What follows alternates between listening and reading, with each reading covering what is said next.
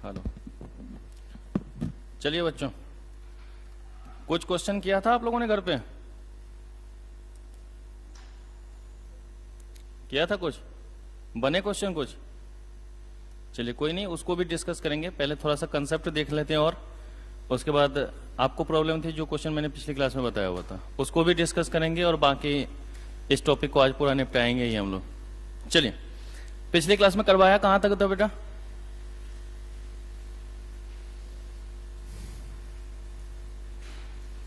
New quantity निकालने तक समझाया था ना।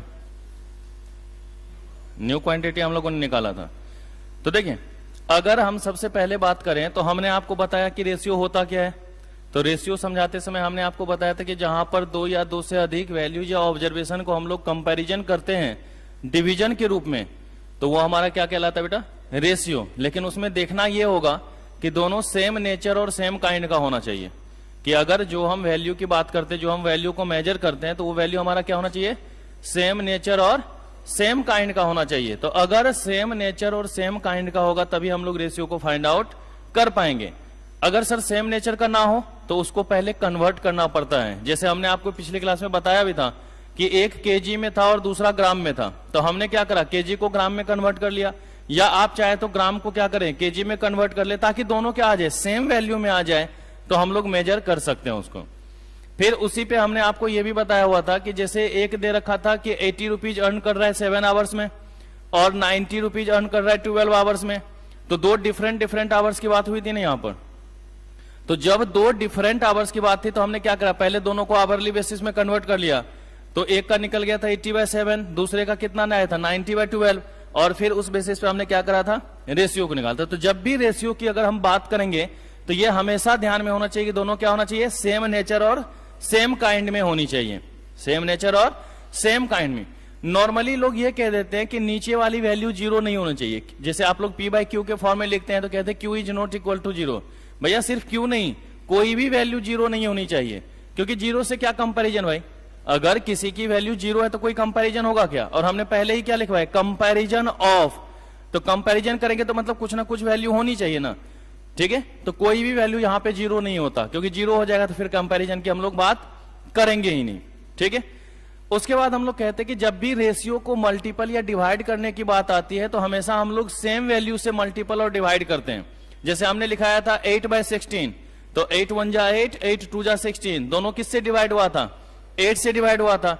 या हमने आपको बताया था कि आप पार्टनरशिप पढ़ते हैं और जब न्यू प्रॉफिट शेयरिंग रेशियो निकाल रहे होते हैं तो उसमें क्या होता है कि देखते हैं कि नीचे वाली वैल्यू हर जगह बराबर है या नहीं है। अगर बराबर नहीं होती है तो किसी में मल्टीपल करना पड़ता था या नहीं करना पड़ता? तो क्या करते थे? जिससे ऊपर में मल्टीपल करते थे उसी से क्या करना होता था? नीचे भी मल्टीपल करना होता था। जिससे हम लोग ऊपर मल्टीपल करते थे उसी से नीचे भी मल्टीपल करना होता था या नहीं होता था? तो वो भी आपको यहां पर ध्यान में रख के चलना है। सही है,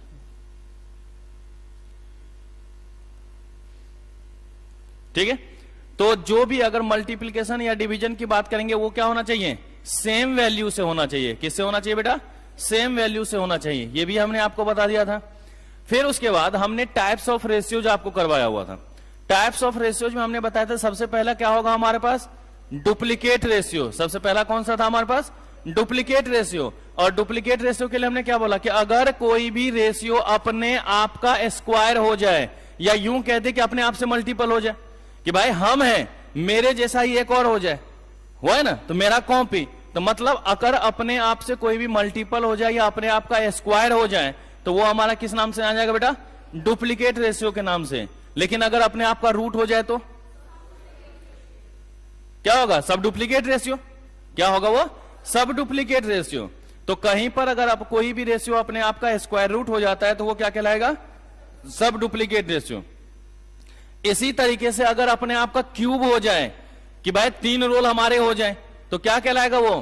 ट्रिप्लीकेट रेशियो। और अगर क्यूबिक रूट हो जाएगा तो सब ट्रिप्लीकेट रेशियो के नाम से जाना जाएगा। अगर कोई रेशियो अपने आप का क्यूबिक फॉर्म में आ जाए, अगर कोई रेशियो अपने आप के क्यूबिक फॉर्म में आ जाए तो वो हमारा क्या कहलाएगा? Triplicate ratio. और अगर अपने आप का क्यूबिक रूट हो जाए तो सब ट्रिप्लीकेट रेशियो के नाम से जाना जाएगा। ठीक है, फिर उसके बाद हमने आपको यहां पर बताया था कि न्यू क्वांटिटी को हम लोग कैसे फाइंड आउट करें। किसको फाइंड आउट करें बेटा? New quantity. तो न्यू क्वांटिटी के लिए हमने क्या बोला था, old quantity into inverse ratio, old quantity into inverse ratio, कि जो पुरानी क्वांटिटी दे रखी हो अगर उसके साथ इनवर्स रेशियो से हम मल्टीपल कर देंगे। ये नहीं देखना है कि इंक्रीज हो रहा है या डिक्रीज हो रहा है, उससे हमें कोई मतलब नहीं। बस एक चीज ध्यान रखना है कि न्यू क्वांटिटी निकालने के लिए हमेशा ओल्ड क्वांटिटी में इनवर्स रेशियो को मल्टीपल करना होगा। ठीक है, इसी बेसिस पे हमने क्वेश्चन करवाया था, जिसको आज मैं फिर से करवा दूंगा। ठीक है, फिर उसके बाद हमने बताया था कंबाइंड रेशियो के बारे में, जैसे A:B, B:C दे रखा था और हमने बोला था ABC का निकालो। ठीक है, तो उसमें हमने क्या बोला था कि भैया आप ABC लिख लो, जो 2 दिया हुआ है तीसरा गायब होगा, तो तीसरे से पहले जो स्थान फिल इन द ब्लैंक्स है उससे पहले वाले नंबर को वहां पर क्या करना है, रिप्रेजेंट करना है, फिर आपस में क्या कर देना, उसको मल्टीपल कर देंगे तो हमारी वैल्यू आ जाएगी। जो बच्चे पहली क्लास में हो, मैंने इसलिए थोड़ा सा रिवाइज करवा दिया, बाकी नोट आप किसी से लिख लेना। ठीक है, और कभी मुझसे रुक करके ना थोड़ा सा पूछ लेना। ठीक है, जैसे आज भी आपकी अगर क्लास 1 बजे के आसपास ओवर हो जाएगी, तो अगर टाइम मिले तो उस टाइम में नीचे पूछ लेना कि राकेश सर हैं या नहीं, और 10 मिनट बैठ के पूछ लेना, मैं एक बार समझा दूंगा। ठीक है, आप फोटो खींच लेना या नोट कर लेना उसको। ठीक है, अब बाकी बाद में बात कर लेना, अगर वीडियो होगी तो फिर वीडियो ले लेना, कोई दिक्कत ही नहीं है। तो ये चीजें आपको यहां पर ध्यान में रखना है रेशियो के लिए, लेकिन बात तो यहां पे बनेगी नहीं। अब जरा हम लोग आज की कहानी शुरुआत करते हैं कंपाउंड रेशियो के साथ। ठीक है, आखिर ये कंपाउंड रेशियो होता क्या है, तो लिखते हैं कंपाउंड रेशियो। बेटा राइटिंग समझने में दिक्कत तो नहीं हो रही ना? देखो, कंपाउंड रेशियो का मतलब है कि जितने भी रेशियो आपके पास गिवन है उन सबको आपस में मल्टीपल कर देना। जैसे मान लीजिए एक रेशियो है हमारे पास A/B, एक है हमारे पास C/D, एक है हमारे पास E/F। हमने बोला इसका क्या निकालो, कंपाउंड रेशियो निकालो। क्या निकाल दो बेटा, इसका कंपाउंड रेशियो निकाल दो। तो अगर कहीं पर इसका कंपाउंड रेशियो निकालने के लिए बोला गया है तो इन सबको आपस में क्या करेंगे, मल्टीपल कर देंगे। That's means A/B into C/D into E/F। ये हमारा जो वैल्यू आएगा, ये जो हमारा वैल्यू यहां पर कंसीडर्ड होगा, ये हमारा किस नाम से जाना जाएगा बेटा, कंपाउंड रेशियो के नाम से जाना जाएगा। बेटा अभी नोट मत करो, मैं नोट करने के लिए अलग से टाइम दूंगा। तो ये हमारा क्या कहलाएगा बेटा, कंपाउंड रेशियो, कि जहां पर रेशियो को आपस में मल्टीपल कर दें, प्रोडक्ट के रूप में अगर आ जाता है तो वो हमारा क्या नाम से जाना जाएगा बेटा, कंपाउंड रेशियो के नाम से जाना जाएगा। किस रेशियो के नाम से जाना जाएगा बेटा, कंपाउंड रेशियो के नाम से। लेकिन क्या इतना आसान क्वेश्चन पूछेगा क्या, नहीं बेटा। आपको क्वेश्चन इस तरीके से पूछ देगा, फाइंड कंपाउंड रेशियो ऑफ, आ जाओ बेटा, compound ratio of A/B, duplicate of B/C and triplicate of C/B। हो सकता है ना बेटा इस तरीके से। हमने क्वेश्चन ले लिया, 3 अलग अलग रेशियो हमारे पास गिवन है। एक कौन सा है हमारे पास, A/B, एक कौन सा है हमारे पास B/C, और एक कौन सा है हमारे पास C/B। और आपसे क्या बोला कि कंपाउंड रेशियो इसका निकालना है। तो कंपाउंड का मतलब तो मल्टीपल, लेकिन मल्टीपल डायरेक्ट तो नहीं कर सकते, क्योंकि सबके साथ कुछ ना कुछ हमारा क्या लगा हुआ है, टर्म्स एंड कंडीशन लगा हुआ है। और अगर कोई भी टर्म्स और कंडीशन लगा हुआ होता है तो हमें वो देखना पड़ता है, नहीं देखना। अगर मान लो कहीं पर लिखा हुआ है 50 + 50% ऑफ, तो उससे जाके जिद करते हो अब तो चल फ्री में पूरा दुकान दे दे, 100% लिख रखा है। नहीं ना भाई, वो स्टार लगा हुआ है ना कि 50% तो है, बाकी जो रिमेनिंग कॉस्ट है उसका 50%, मतलब 75% का ऑफ हुआ ना। लेकिन अगर नहीं पढ़े लिखे हैं तो डायरेक्ट क्या बोलेंगे, 50 + 50 100% ऑफ, चल दुकान हमारा है कि नहीं। तो भैया टर्म्स कंडीशन हर जगह लिखा होता ना। आप देखिए कोई भी एडवर्टाइजमेंट आएगा, उसके बारे में फायदा बताएगा और लास्ट में जल्दी से कर देगा। क्यों, क्योंकि वो टर्म्स एंड कंडीशन है, उसके बिना तो काम नहीं चलेगा ना। टर्म्स कंडीशन हर जगह फॉलो। तो यहां भी टर्म्स लग गया ना कि भैया B/C तो रेशियो है, लेकिन हम उसको नहीं लेंगे, क्या लेंगे, उसके डुप्लीकेट को। C/B हम नहीं लेंगे, क्या लेंगे, उसके ट्रिप्लीकेट को लेंगे, तब हमें कंपाउंड निकालना पड़ेगा। और सबसे बड़ी बात बेटा, जैसे हम लोग कहते हैं ना राम मोहन एंड श्याम, तो क्या मोहन एंड श्याम एक हो गया? नहीं, जो हमारा सबसे लास्ट टर्म होता है, जो हमारा सबसे लास्ट टर्म होता है, उसको लिखने से पहले एंड लगाना पड़ता है ना। मतलब हम ये बोलते हैं कि अब यहां हमारा क्या हो रहा है, खत्म हो रहा है, अब हमारा वहां पे क्या हो रहा है, लास्ट हो रहा है। तो जहां पर लास्ट होने वाली बात होगी वहां पर एंड लगेगा या नहीं लगेगा, है ना। तो इसका मतलब ये यहां पर खत्म हो रहा है। और देखो मैं इसलिए बता रहा हूं ना, क्योंकि इस तरीके के क्वेश्चन एक कंफ्यूजिंग आएंगे और अभी भी आपको करना है। जैसे मैं बताऊंगा एक्सरसाइज 1A क्वेश्चन नंबर 10, अभी मैं वही करवाऊंगा, तो उसमें देखना इस तरीके से प्रॉब्लम आपको क्रिएट होगी, है कि नहीं। बच्चा वहां पर कंफ्यूज हो जाता है, क्योंकि लैंग्वेज प्रॉब्लम ही सबसे ज्यादा प्रॉब्लम होती है। मैथ्स में और कोई प्रॉब्लम नहीं होती है, फॉर्मूला वही रहना है, प्रोसेस पूरा वही रहना है, बस ये जो लैंग्वेज का प्रॉब्लम होता है ना, वो बच्चा समझ नहीं पाता। और टीचर भी उतने डीप में जाते नहीं है, बच्चा है समझ ही रहा होगा, है कि नहीं भाई। हम तो यहां पढ़ा रहे कि हम नहीं जानते कि आज में जिंदगी में कभी मैथ्स पढ़ी हो, क्योंकि मैंने पहली क्लास में क्या बोला, प्लस माइनस मल्टीपल डिवाइड बस आना चाहिए। और वो नहीं भी आएगा तब भी काम चलेगा, क्योंकि कैलकुलेटर बाबा अब है हमारे साथ। 12 तक ना नहीं थे, अब तो जिंदगी भर उन्हीं का साथ होगा, है कि नहीं। तो जब कैलकुलेटर बाबा है तो सब कुछ वही कर लेंगे, रूट भी वही कर लेंगे। तो बस उस चीज को ध्यान में रखना, और उसके सारे शॉर्ट ट्रिक्स भी हम लोग यहीं पर सीखेंगे। तो देखिए, पहला तो हमारा ए बाय बी लिखने में कोई हर्ज, क्योंकि इसके साथ कोई भी रिस्ट्रिक्शन नहीं है, ए और बी के साथ तो कोई रिस्ट्रिक्शन नहीं है। लेकिन बोला डुप्लीकेट ऑफ बी एंड सी, तो लिखेंगे बी बाय सी इंटू बी बाय सी, क्योंकि डुप्लीकेट का मतलब कितना बार, 2 बार ना। डुप्लीकेट का मतलब कितनी बार, 2 बार। And triplicate of c by b, तो 3 बार सी बाय बी लिखना पड़ेगा या नहीं लिखना पड़ेगा बेटा, बोलिए। एक सी से खत्म, यहां से यहां खत्म, ये भी और ये भी खत्म।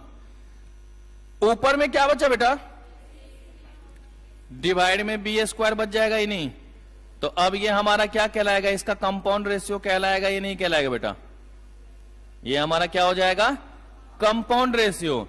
तो अगर कभी भी कंपाउंड रेशियो निकालने के लिए बोलेगा तो हम क्या करेंगे, उन सभी रेशियो को आपस में मल्टीपल कर देंगे। लेकिन देखना यह होगा कि उसके साथ हमारा टर्म्स क्या अप्लीकेबल है। जो टर्म्स अप्लीकेबल होगा उसको देख करके चलना है। डुप्लीकेट बोलेगा स्क्वायर कर देंगे, सब डुप्लीकेट बोलता रूट कर देते, ट्रिप्लीकेट बोला है क्यूब कर देंगे, सब ट्रिप्लीकेट बोलेगा क्यूबिक रूट कर देंगे। और उसके बाद उसको किस में लिखेंगे बेटा, प्रोडक्ट के रूप में। क्योंकि पहला इसके साथ तो कंडीशन ये लगा है ना डुप्लीकेट का, तो पहले डुप्लीकेट में कन्वर्ट करो, फिर क्या करो, प्रोडक्ट करो। क्योंकि निकालना कंपाउंड है, मतलब प्रोडक्ट निकालना है हमें, और प्रोडक्ट निकालने के लिए पहले उसका डुप्लीकेट निकालेंगे तभी तो प्रोडक्ट होगा, ट्रिप्लीकेट निकालेंगे तभी तो प्रोडक्ट होगा। तो जहां पर भी आपके पास वैल्यू गिवन होगा उन सबको कंसीडर करके ही हमारा क्या होगा, साथ में चलना पड़ेगा। ठीक है, कि अगर हम लोग कहीं पर भी डुप्लीकेट या ट्रिप्लीकेट या सब डुप्लीकेट या सब ट्रिप्लीकेट दे रखा होगा तो पहले उसको उस टर्म में कंप्लीट करेंगे और देन आफ्टर क्या करेंगे बेटा, सबको आपस में मल्टीपल करेंगे। ठीक है, जल्दी से लिखिए और क्वेश्चन नंबर 9 और क्वेश्चन नंबर 10 करके बताइए बेटा। क्वेश्चन नंबर 9 और क्वेश्चन नंबर 10, कोई एक बुक दे दोगे मुझे, मैं ही यहां पे क्वेश्चन लिख दूंगा तो आप लोगों को भी समझ में आ जाएगा। जिन बच्चों के पास बुक नहीं है वो कृपया डाउनलोड जरूर कर लेना तब तक, क्योंकि मैथ का साथ जब तक बुक नहीं होगा तब तक नहीं होगा।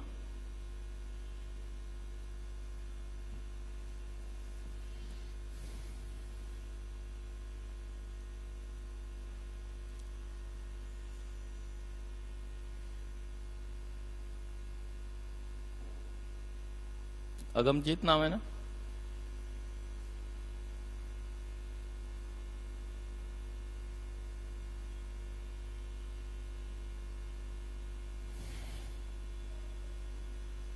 क्वेश्चन नंबर 9 और 10 बेटा। अच्छा, क्वेश्चन लिख दे रहा हूं, बस ये नोट कर रहा है, फिर मैं स्लाइड करके लिख दूंगा।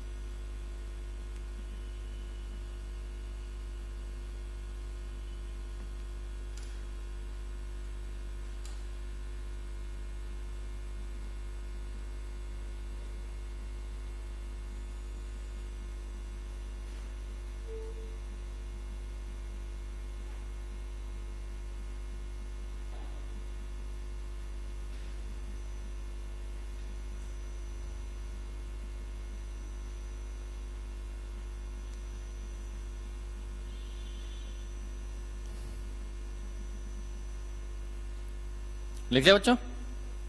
क्वेश्चन लिखे हम। देखिए बेटा क्वेश्चन नंबर 9। क्वेश्चन नंबर 9 है the ratio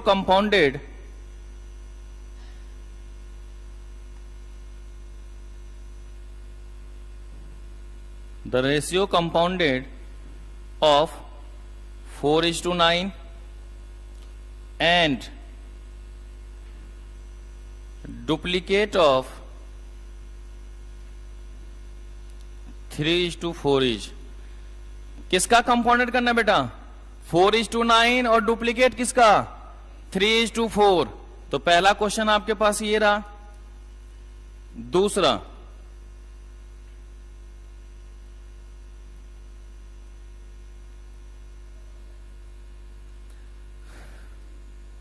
the ratio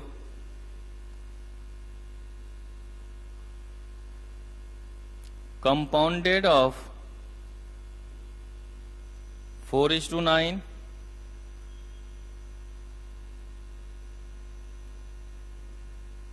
the duplicate ratio of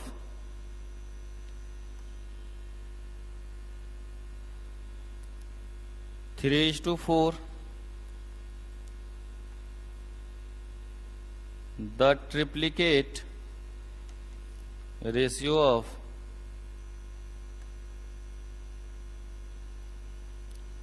2:3। कोई भी बच्चा अगर बुक भी है तो ऑप्शन नहीं देखेगा, पहले अपने मन से करना। And 9:7 is. ये दो क्वेश्चन आपके पास गिवन है, आपको दोनों का सॉल्यूशन करना है। बताइए कितने कितने इसके आंसर होंगे? 9th का कितना आ रहा है? क्या किया आपने? 4/9 इंटू 2 बार 3/4, क्योंकि क्या बोला गया है? डुप्लीकेट बोला गया ना। तो अगर डुप्लीकेट बोला गया तो 2 बार क्या कर देंगे हम लोग? मल्टीपल कर देंगे। तो क्या हो गया? 4 से 4 खत्म, 3 3 जा 9, 3 से 3 खत्म, क्या हो गया? 1/4 इक्वल टू 1:4। आसान था। Question number 10 2:21। चलिए बाकी को भी करने देते हैं एक बार।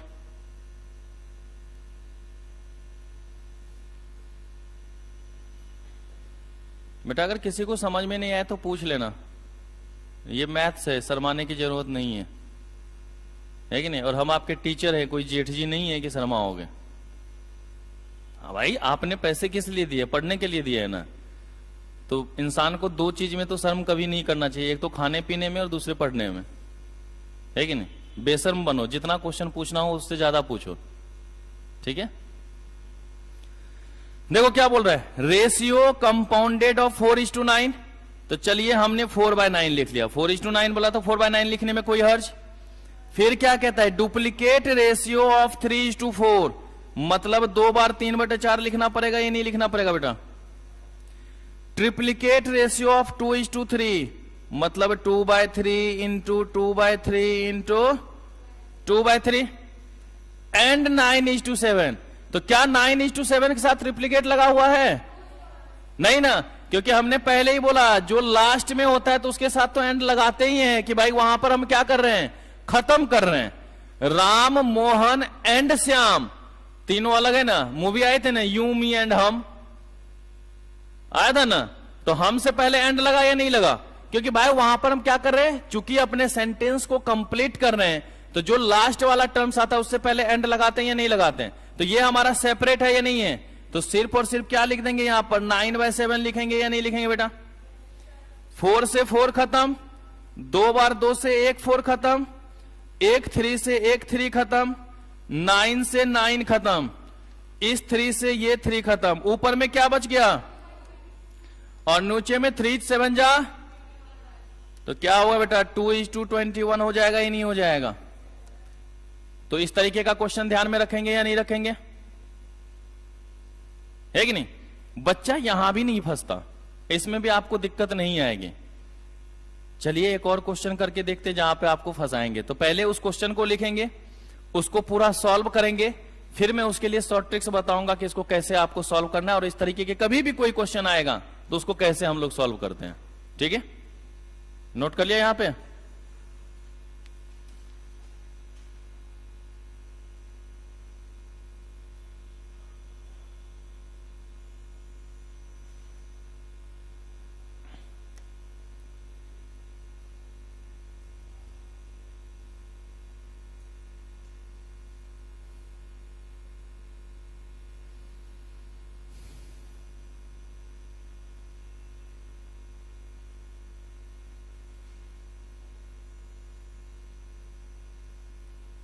हो गया, सबने नोट कर लिया? अब आते हैं हम लोग क्वेश्चन नंबर 20 पे। क्वेश्चन नंबर 20 कहता है कि if P is to Q is the sub duplicate of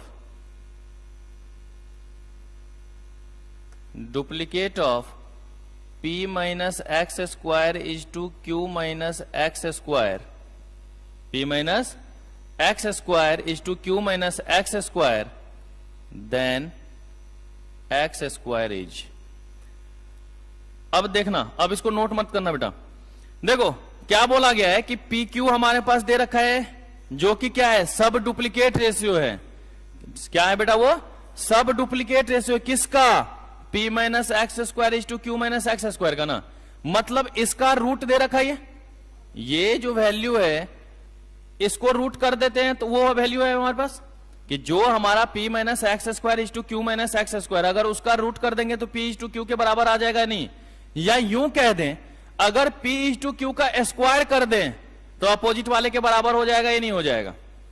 अगर P इज टू क्यू का स्क्वायर कर दे तो बराबर हो जाएगा ना। कि अगर हमने ये बोला कि एक दे रखा है 2 और दूसरा दे रखे हैं √2, तो हम क्या करेंगे? या तो इसका रूट कर दो या तो इसका स्क्वायर कर दो। या तो हम इसका रूट कर देंगे तब दोनों बराबर हो जाएगा, या तो इसका हम स्क्वायर कर दे तब दोनों बराबर हो जाएगा ना। तो इस बेसिस पे अगर हम लोग यहां पर सॉल्व करने के लिए जाए तो क्या बोलेंगे कि जो हमारा P माइनस एक्स स्क्वायर दे रखा है, जो हमारा क्या है, P minus x square is to Q minus x square है, उसका सब डुप्लीकेट है। तो हम ऐसे लिखते बेटा, P स्क्वायर डिवाइड में क्यू स्क्वायर बराबर P minus x square divide में क्यू माइनस एक्स स्क्वायर, है ना। अब आप यहां पर एक चीज जानते होंगे बेटा, क्रॉस मल्टीप्लीकेशन रूल। ठीक है, आसान शब्दों में कहते हैं इसको छज्जे छज्जे का प्यार। ठीक है भाई, हम जब भी देखेंगे तो अपने से नीचे ही देखेंगे ना, सामने और नीचे, तो वही सामने और नीचे देख रहे थे। कभी ऐसा हुआ है कि ऊपर देखे ओ मजा आ रहा है, नहीं ना, सामने देखते हैं हम लोग। तो क्रॉस मल्टीप्लीकेशन रूल आज हम प्रोपोर्शन पढ़ाएंगे तो उसमें ये हम दिखाएंगे कि किस तरीके से क्रॉस मल्टीप्लीकेशन रूल होता है। तो इसको अब अगर यहां पर देखा जाए तो हम क्या लिखेंगे बेटा, P square of Q minus x square is equal to Q square of P minus x square लिख सकते हैं क्या? आज बेटा कोई बात नहीं बेटा, ठीक है। P of Q minus x square बराबर q square of P minus x square, यहां तक हमने लिख दिया। अब ब्रैसेज खोल सकते हैं या नहीं खोल सकते बेटा? क्या होगा यहां पर, P square Q minus P square X square is equal to P Q square minus Q square X square ना। बेटा एक्स वाले को एक साथ ले आते हैं, कोई हर्ज? अगर x वाले कंसेप्ट को हम एक साथ ले आए तो हमारा काम बन जाएगा या नहीं बन जाएगा? तो हम क्या करते हैं, दोनों x वाले को एक साथ ले आते हैं। ये उधर चला जाएगा तो क्या हो जाएगा, P स्क्वायर एक्स स्क्वायर हो जाएगा। तो हम लिख सकते हैं P square X square minus Q square X square, और ये इधर आके माइनस में हो जाएगा P square Q minus P Q square, है ना। x वाले को x वाले के साथ लेके चले गए, नॉर्मल वैल्यू को नॉर्मल वैल्यू के साथ लेके चले गए। यहां पर एक्स स्क्वायर कॉमन है क्या दोनों में? तो चलिए एक्स स्क्वायर को कॉमन ले लेते हैं, क्या बचेगा, P square minus Q square. यहां पर देखिए पी क्यू इसमें भी है और पी क्यू इसमें भी है, पी क्यू कॉमन आ सकता है क्या हमारा? तो अगर पी क्यू को कॉमन ले लेंगे तो यहां बचेगा P और इधर क्या बच जाएगा, Q बच जाएगा। अब हम अगर एक्स स्क्वायर की बात करेंगे, इधर क्या आया था बेटा, P Q of P minus Q, P square minus Q square. बेटा ये नीचे वाला हमें ए स्क्वायर माइनस बी स्क्वायर के फॉर्म में दिख रहा है या नहीं दिख रहा है? तो ए स्क्वायर माइनस बी स्क्वायर के अगर फॉर्म में है तो ए स्क्वायर माइनस बी स्क्वायर बराबर क्या होता है? ए प्लस बी इंटू ए माइनस बी, ए प्लस बी इंटू ए माइनस बी। तो इस बेसिस पे हम इसको ऐसे लिख सकते हैं, X square is equal to P Q P minus Q. अब क्या हो गया बेटा?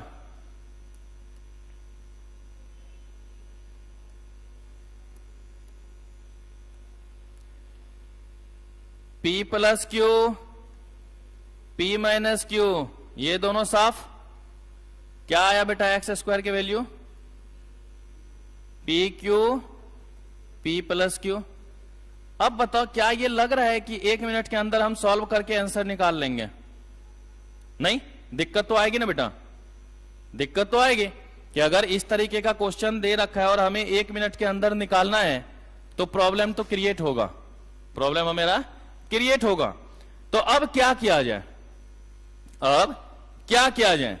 तो देखिए इस केस में हमेशा इस चीज को फॉलो करना, ठीक है, जो अभी कंसेप्ट बता रहा हूं उसको ध्यान में रखना कि कहीं भी अगर आपको सब डुप्लीकेट रेशियो दे रखा होगा, कहीं भी आपको सब डुप्लीकेट रेशियो दे रखा होगा और कॉमन फैक्टर निकालना है, इसी तरीके का क्वेश्चन हमेशा आएगा, कॉमन फैक्टर निकालना है, तो जो रेशियो गिवन है ना, दोनों के प्रोडक्ट को दोनों के सम से डिवाइड कर देना, वही हमारा आंसर होता है।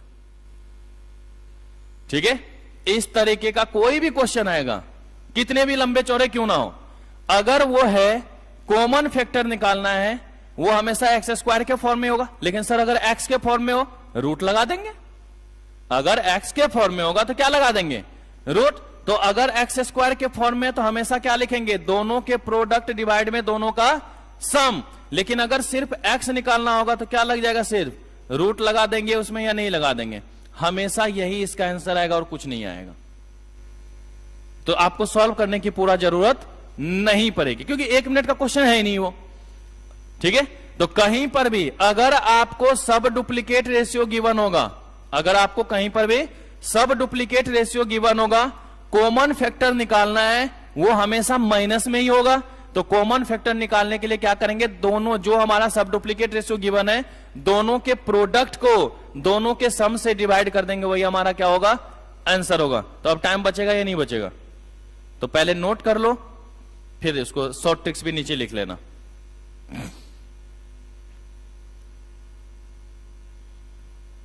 इतना लेट कैसे हो गया बेटा? अच्छा,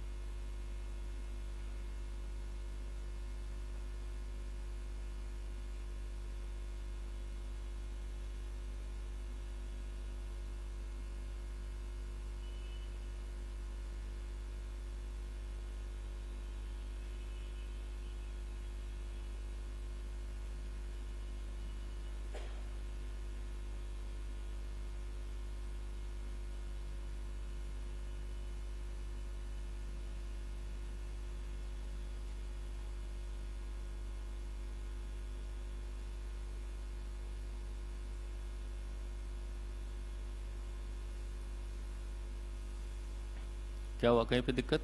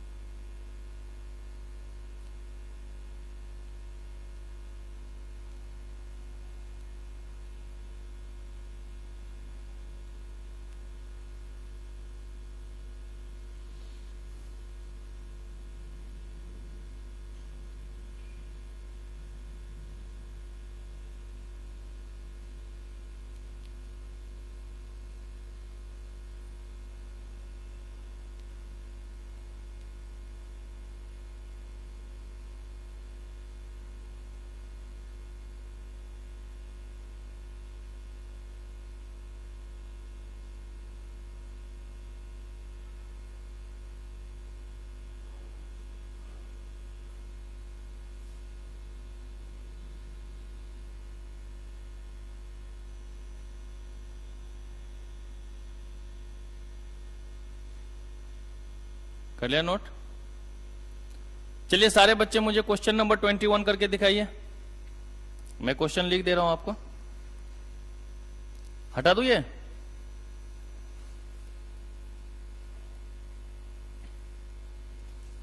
question number 21, if 2s is to 3t is the duplicate, पहले क्या लिखा था हमने?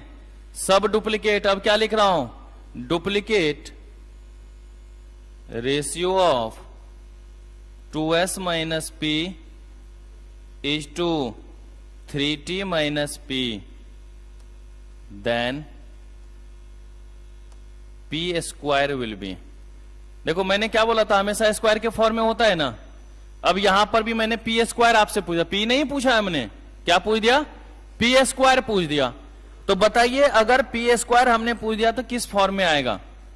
तो देखिए पहले आप इसको सॉल्व भी करना, मैं तरीका भी बता देता हूं।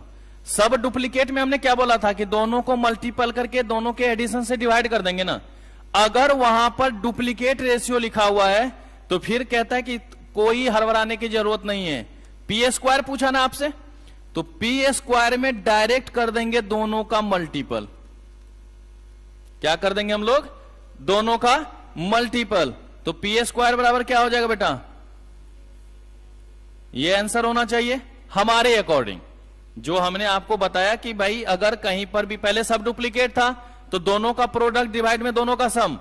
अगर डुप्लीकेट दे रखा है तो क्या करेंगे? अगर कॉमन फैक्टर निकाल दें तो दोनों का प्रोडक्ट कर देंगे, है ना। तो हमने क्या बोला? पी स्क्वायर बराबर 6st होगा। अब जरा सॉल्व करके उसको देख लेते हैं, ठीक है, कि एक बार सॉल्व करके भी देख लेते कि इस तरीके की बातें हो रही है या नहीं हो रही है। तो अगर इसका सॉल्यूशन करें तो बेटा ये क्या दे रखा है? डुप्लीकेट ना। तो क्या होगा बेटा? 2s डिवाइड में 3t, इसका अगर रूट कर दें तो ये इसके बराबर हो जाएगा, ये नहीं हो जाएगा? 2s माइनस p डिवाइड में 3t माइनस p, है ना। जब सब डुप्लीकेट था तो स्क्वायर किया था ना, अगर डुप्लीकेट है तो क्या कर दिया हमने? रूट कर दिया। तो अब हमारा बराबर हो जाएगा, ये नहीं हो जाएगा? ठीक है। तो अब अगर करें तो पहले रूट को हटाना ज्यादा अच्छा रहेगा, रूट को हटाना ज्यादा अच्छा रहेगा। तो क्या करें? Squaring both side. क्या करेंगे बेटा? Squaring both side. तो अगर दोनों तरफ स्क्वायर कर देंगे तो अब ये तो बच जाएगा 2s डिवाइड में 3t, इधर क्या हो जाएगा? 2s माइनस p का होल स्क्वायर डिवाइड में 3t माइनस p का होल स्क्वायर। अब इधर वाला a माइनस b के होल स्क्वायर पे टूटेगा, ये नहीं टूटेगा। और a माइनस b का होल स्क्वायर क्या होता है बेटा? a square minus 2ab plus b square, यही होता है ना। तो अब इस पर तोड़ना पड़ेगा। देखिए ना अब कितना लेंदी हो रहा है, आप खुद सोच के देखिए कि कौन सा हमारे लिए ज्यादा सुटेबल होगा। तो क्या हो गया यहां पे? 2s डिवाइड में 3t, इधर 4s square minus 4sp plus p square, ऊपर का 2s का स्क्वायर कितना? 4s स्क्वायर, 2ab तो 2 2 जा 4 sp प्लस p स्क्वायर। उसी तरीके से अगर नीचे करेंगे 3t square, sorry 9t square minus 6pt plus p square. अब क्रॉस मल्टीप्लीकेशन कर सकते हैं बेटा, अब तो आसानी से क्रॉस मल्टीप्लीकेशन कर सकते हैं ना। तो अब अगर क्रॉस मल्टीप्लीकेशन करेंगे तो क्या होगा? 2s से सब मल्टीपल होगा ना, 9t square minus 6pt plus p square. और इधर क्या हो जाएगा बेटा? 3t से मल्टीपल होगा क्या? 4s square minus 4sp plus p square. अब बताओ क्या हो जाएगा? सबको अगर मल्टीपल करेंगे तो 18st square minus 12spt plus कितना होगा बेटा? 2sp square. ये इधर का काम खत्म, अपोजिट चाहिए।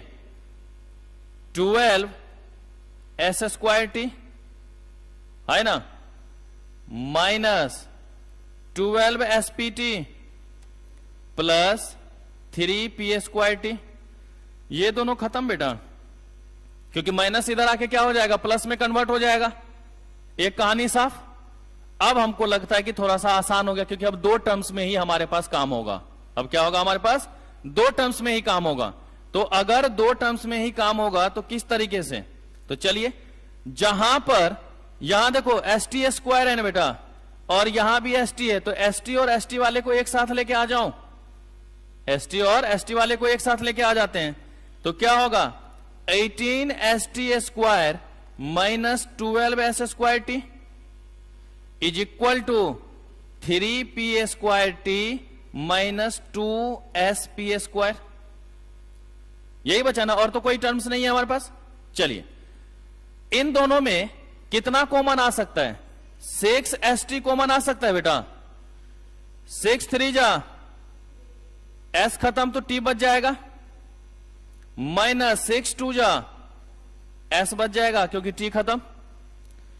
अब यहां पर अगर कॉमन देखो तो क्या आ रहा है बेटा, P शायद दोनों में कॉमन आ रहा है, यही आ रहा है ना, P² कॉमन आ रहा है, तो क्या बच गया, 3T माइनस 2S।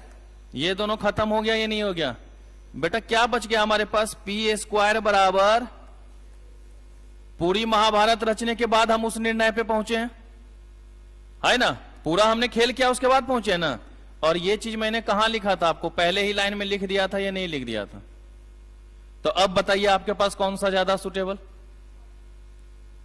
है कि नहीं, टाइम भी तो बचाना है ना, नहीं तो पता चलेगा एक ही क्वेश्चन में अगर 5 मिनट लगा दें तो 120 मिनट है कि नहीं, 24 क्वेश्चन में साफ है कि नहीं, मिनिमम 40 तो लाने ही है, 24 से क्या निपटेगा, होगा क्या, नहीं होगा। तो ध्यान रखना पड़ेगा शॉर्ट ट्रिक्स पे या नहीं रखना पड़ेगा। तो नोट आपको दोनों ही कर लेना, ताकि आपको अगर मान लीजिए उस टाइम में शॉर्ट ट्रिक्स ना रहे तो भाई बाद में हम प्रैक्टिस करके सॉल्व भी तो कर सकते हैं। तो दोनों ही तरीका आपको ध्यान में रखना है, पहला फोकस करना है कंसेप्ट के ऊपर, दूसरा फोकस करना है खुराफाती के ऊपर, ठीक है। पहला आपको इस पर फोकस करना है और दूसरा खुराफाती पे जाना है, तभी जाकर के आपका डिसीजन मेकिंग सही होगा। अगर सिर्फ आप शॉर्ट ट्रिक्स ध्यान में रख के जाएंगे, क्या पता वहां भूल जाए। भाई बच्चे हैं, जब भी परेशानी होती है तो दिमाग शून्य हो जाता है, ये नहीं हो जाता, आगे क्या करें, होता है ना। अगर अचानक से कोई प्रॉब्लम आ जाए तो दिमाग में थोड़ी ना रहता कि आगे क्या करना है, तो वही चीज आपको यहां रखा, रूट कर देंगे ना बेटा, स्क्वायर अगर इधर हटा तो उधर क्या चला जाएगा, रूट चला जाएगा। ओके, लिख लीजिए। लगभग एक्सरसाइज के मैं सारे क्वेश्चन करा दिया करूंगा, लगभग 60 to 70% क्वेश्चन मैं ही कर जाऊंगा, ठीक है। 30% से 40% आपका होमवर्क रहेगा, उतना तो कर ही सकते हो, इससे ज्यादा क्या मदद करूंगा। अब ऐसा तो होगा नहीं कि सर जी सारे क्वेश्चन आप कर दो हम देख देंगे, वो तो चलेगा नहीं।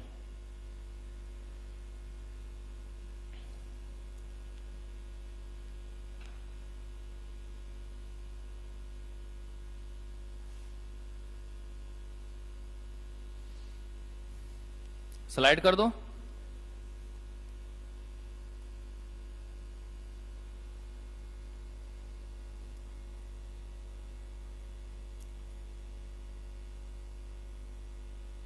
कहने के लिए रेशियो बहुत इजी है, लेंदी भी उतना ही है। अब देखो ना, पिछले क्लास में 2 घंटे लगातार, आज भी 40-45 मिनट हो ही गया होगा, और अभी और है।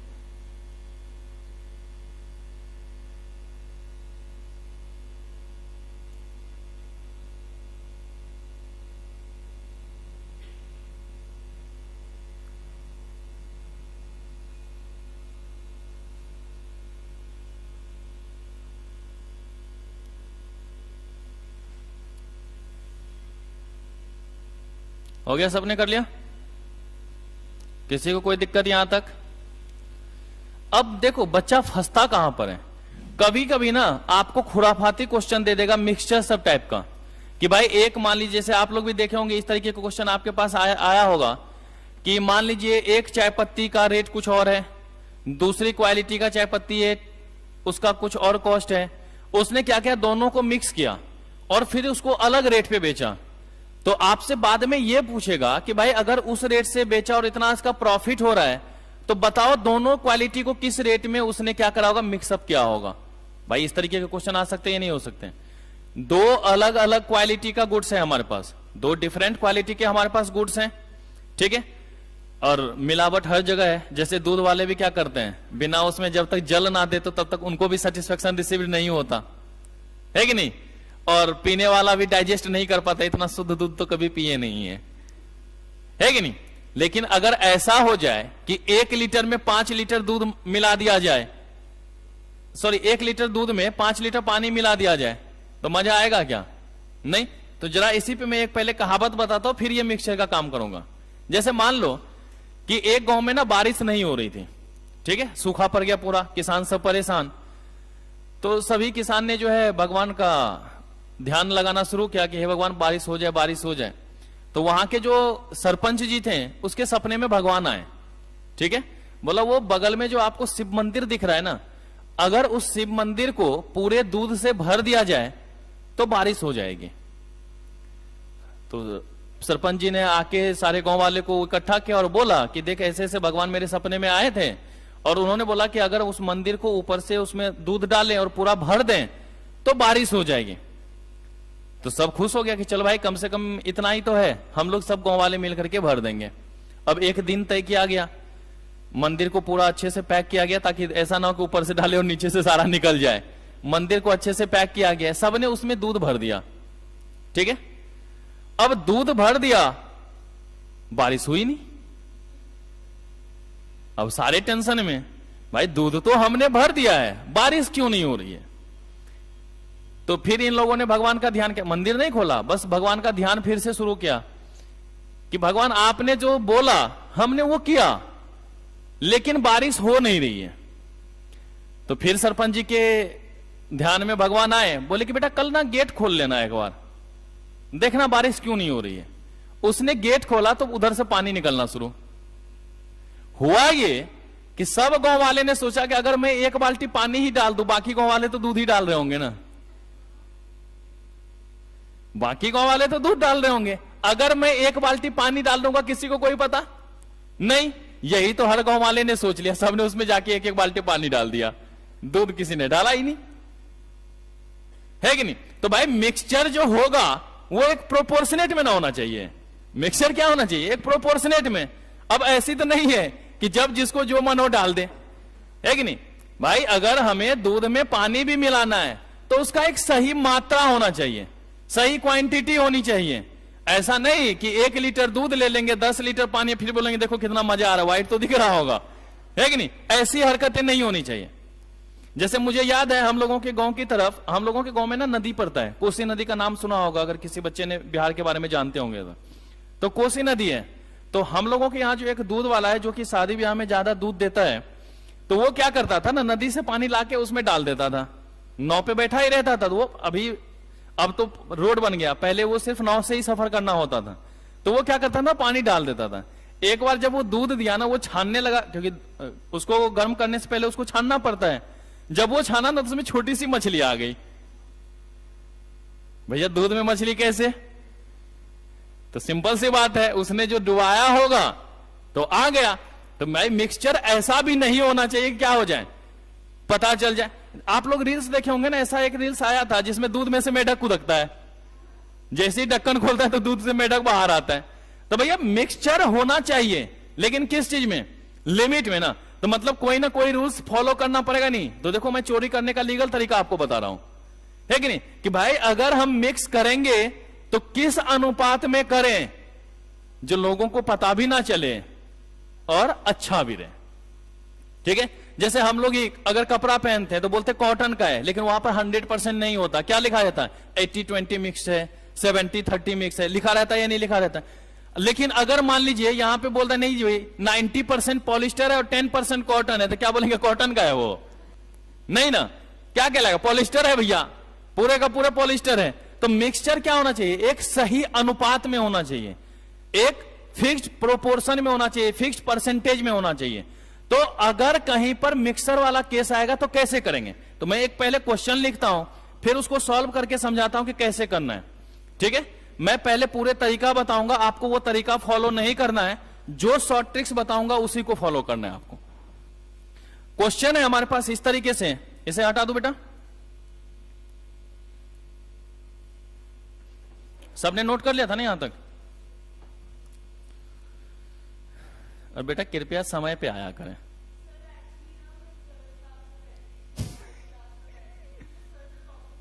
अच्छा 102 में बैठे हुए थे क्या? सॉरी 101 में।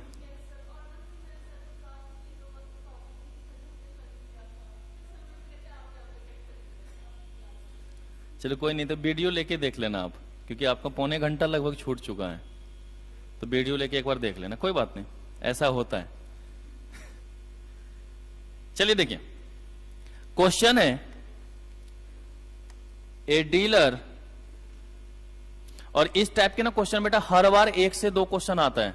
जो अभी मैं क्वेश्चन लिख रहा हूं, इस टाइप के 1 से 2 क्वेश्चन हर अटेम्प्ट में आता है, तो छोड़ के तो नहीं चल सकते ना भाई। 100 ना लाएं, 80 पे तो अपना अधिकार जमा सकते हैं ना, और मैथ्स में नंबर लाना बहुत आसान है, ठीक है। 80 प्लस तो लाना हमारा अधिकार होता है। जितना मैं करवा रहा हूं, अगर ईमानदारी से उतना करते चले जाओ, कोई 80 से कम में रोक भी नहीं सकता, ठीक है। मैं कभी 100 पे विश्वास नहीं चाहिए मुझे, 100 के 100, लेकिन ऐसा जरूर चाहिए कि जो बच्चा क्लास में बैठे वो सभी पास होने चाहिए, है कि नहीं। रैंक लाने के लिए इंटरमीडिएट है, फाइनल है, हमें रैंक नहीं चाहिए। और अब तो फाउंडेशन में रैंक ही खत्म कर दिया, अब तो फाउंडेशन में रैंक नहीं है, पिछले 2 अटेम्प्ट से तो रैंक नहीं आता, अब तो रैंक खत्म कर दिया है। तो आराम से हमारा पहला मोटिव ये होना चाहिए कि अगले अटेम्प्ट में इसमें नहीं बैठना है, हमें इंटरमीडिएट में बैठना है। पहला माइंड में आपको हमेशा ये रख के चलना पड़ेगा। मैं भी उन बच्चों को देखना कभी कतई पसंद नहीं करता हूं जो दोबारा रिपीट होकर के मेरी क्लास में बैठते हैं। भाई अगर मेरी मेहनत में कोई कमी हो, आप क्लियरली बोल सकते हो कि सर यहां पर आप में दिक्कत है, मैं उसको चेंज करूंगा। तो मैं भी आपकी कमी को बर्दाश्त नहीं कर सकता हूं। मैं पढ़ाते समय तो बड़ी प्यार से पढ़ाता हूं, टेस्ट के टाइम में मेरा हकीकत में नाम अगर राका है तो मैं राका वाला काल बन जाता हूं, ठीक है ना, राका डॉन, ठीक है। तो इसलिए ध्यान रखना है इस चीज को। मैं पढ़ाते समय बहुत प्यार से पढ़ाऊंगा, जितनी बार क्वेश्चन पूछोगे मैं उतनी बार बताऊंगा। अगर एक बार बोल दिया ना कि हाँ सर जी पूरा समझ में आ गया, तो उसके बाद पूछने का अधिकार फिर मेरा होता है, ठीक है। तो वो चीज ध्यान में रख के चलेंगे। A dealer mixes T costing rupees 6.92 per kg, 6.92 per kg with tea costing ₹7.77 पर केजी। कि एक चाय पत्ती किस रेट का है बेटा? 6 रुपए 92 पैसे पर केजी का। एक कितना है बेटा? 7 रुपए 77 पैसे पर केजी का।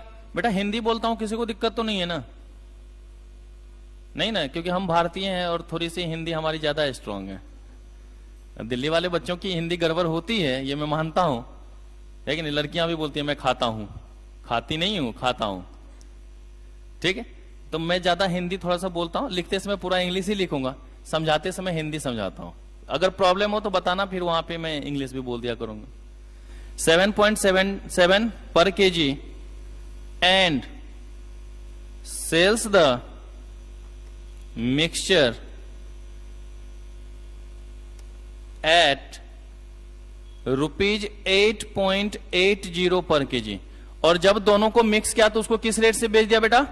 8 रुपए 80 पैसे पर केजी के अनुसार। And earns a profit of 17.5% on his sale price. Sales price पे कितना बेटा? 17.5%। In what proportion? In what proportion does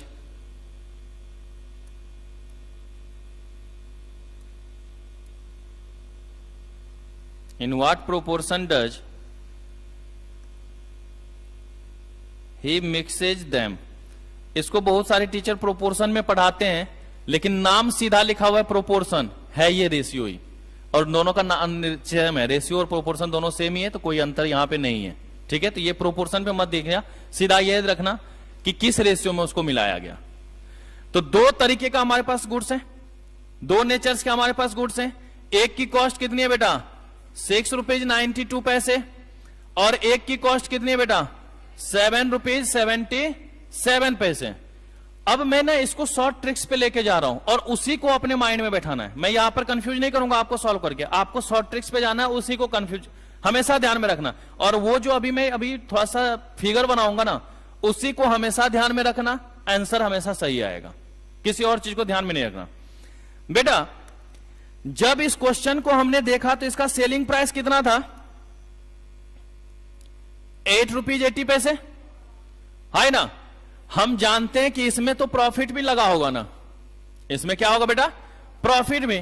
तो पहले हमें कॉस्ट ऑफ गुड्स सोल्ड निकालना पड़ेगा या नहीं निकालना पड़ेगा, कॉस्ट ऑफ गुड्स सोल्ड निकालना पड़ेगा। और कॉस्ट ऑफ गुड्स सोल्ड निकालने के लिए आप लोग क्या करते हैं, सेलिंग प्राइस माइनस प्रॉफिट करते हैं या नहीं करते हैं। तो हम लोग सबसे पहले COGS निकाल लेते हैं, या हम लोग ऐसे लिख देते हैं कॉस्ट ऑफ सेल्स।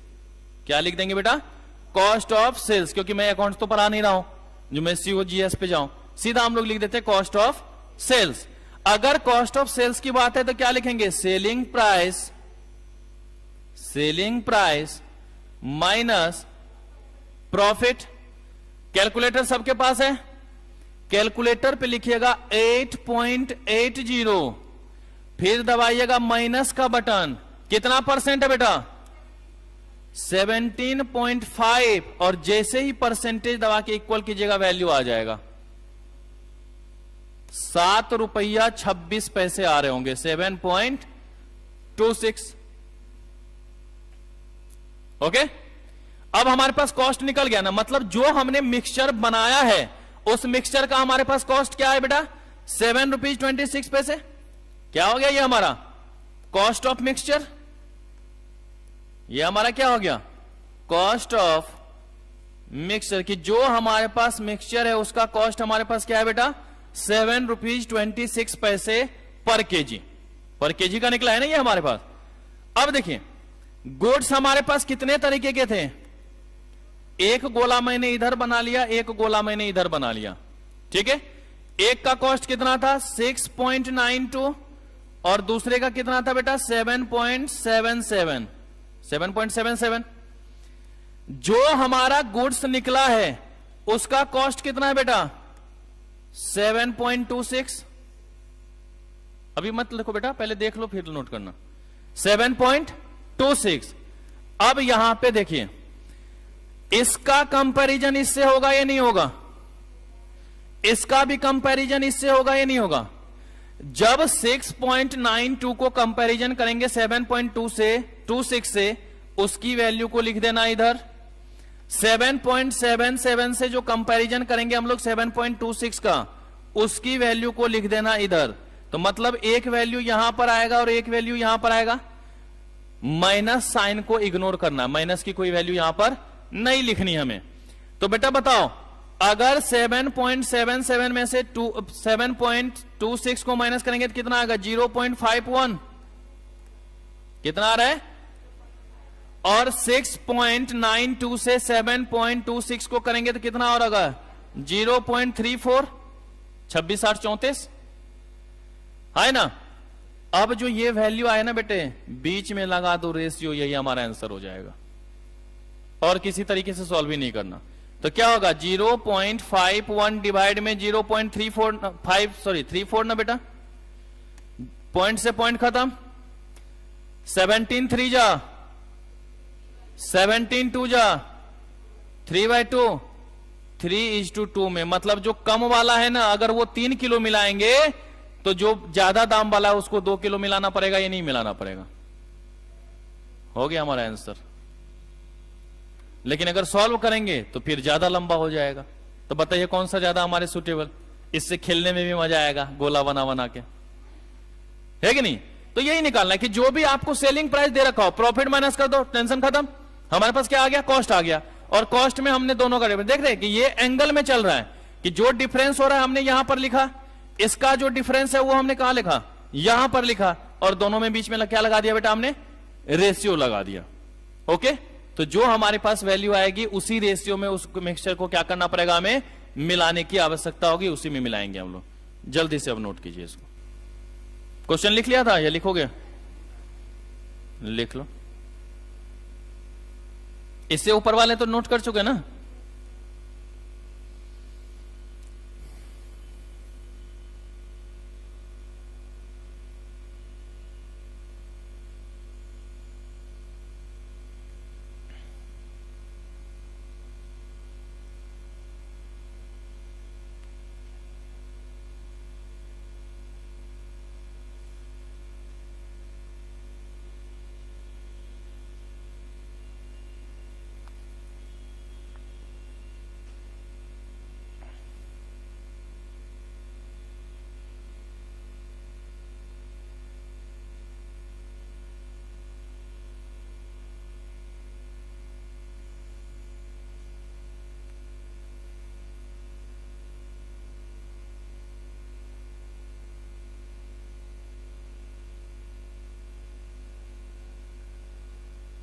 हो गया? कैलकुलेटर लेके आए हो कोई? दे देना एक। मैं आपको अब दूसरा शॉर्ट ट्रिक्स अभी बताऊंगा।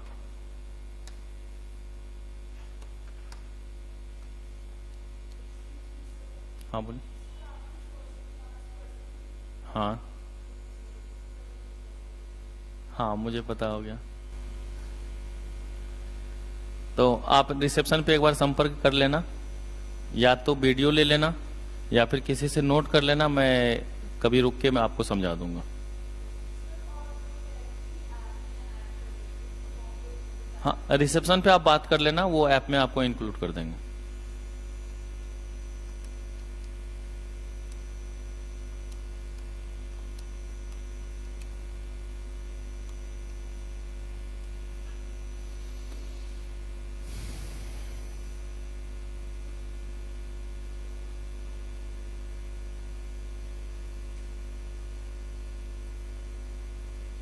बेटा जितना लिखवा रहा हूं ना वो सारा अपने हार्ड डिस्क में फीड रखना। हार्ड डिस्क का मतलब अपने माइंड में।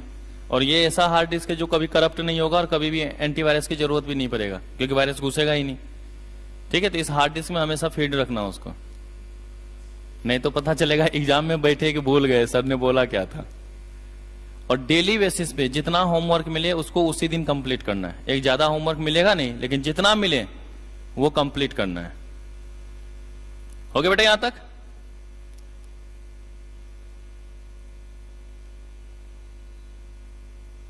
अगमजीत समझ में आ रहा बेटा? कोई दिक्कत?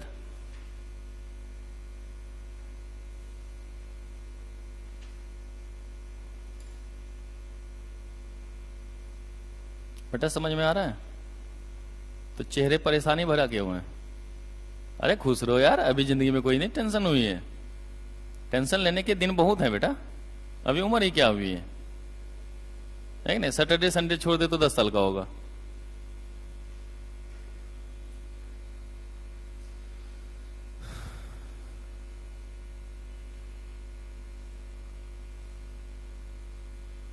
हो गया?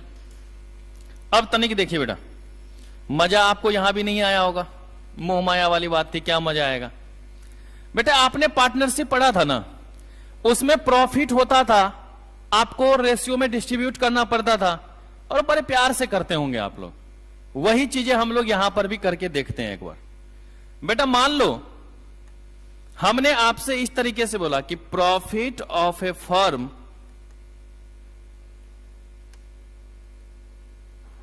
दे रखा है ₹2,40,000। ठीक है, 2,40,000। अब हमने बोला कि पार्टनर्स हैं 3, A:B:C। 3 पार्टनर है और इनका प्रॉफिट शेयरिंग रेशियो दे रखा है 3:4:5, 3:4:5।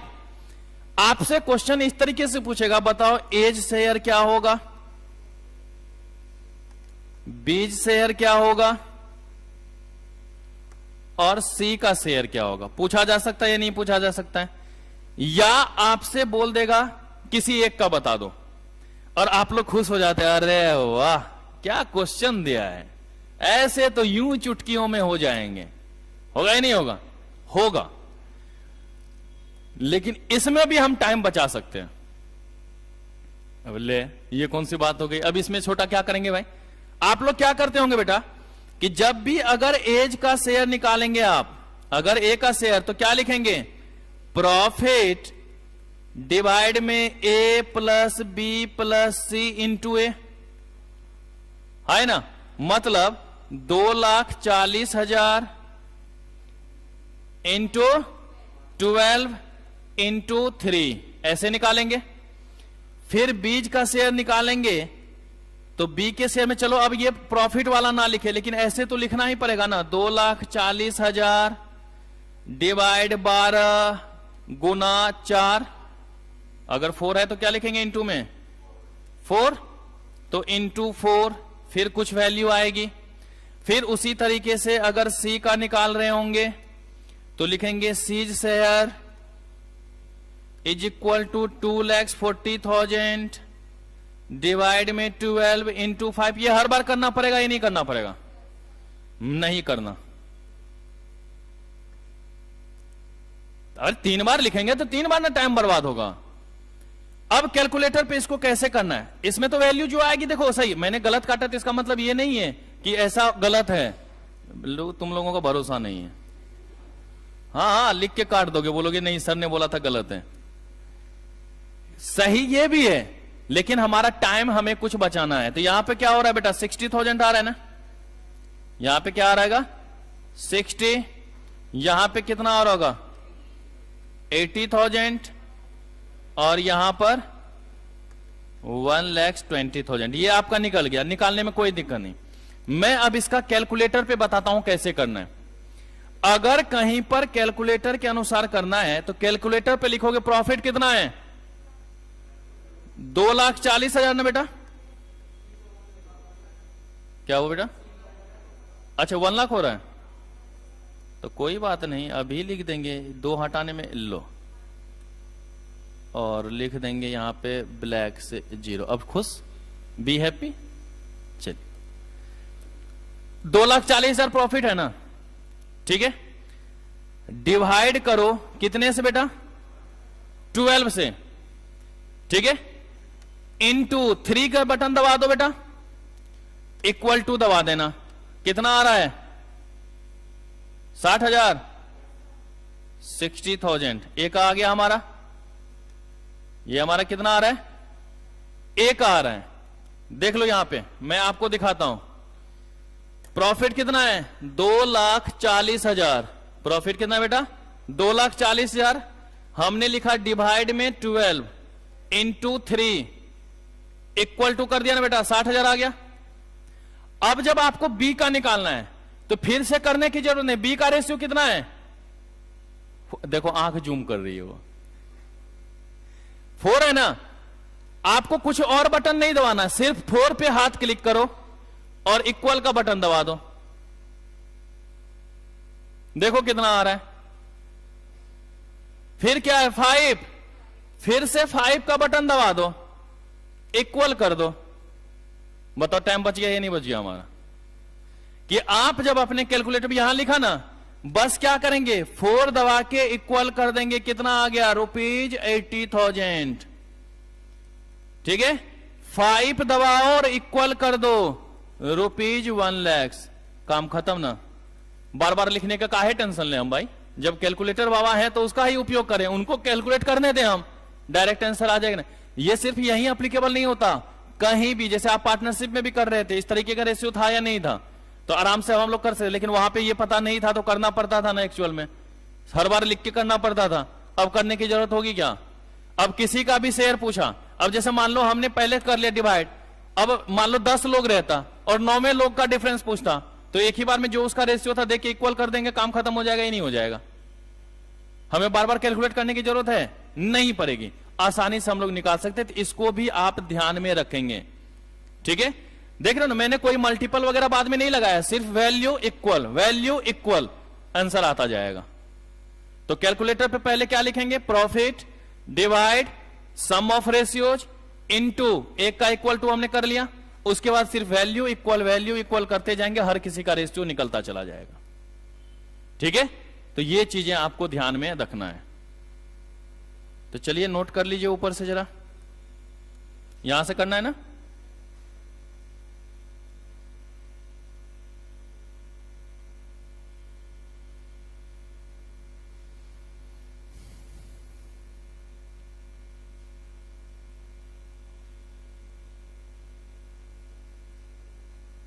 हो गया।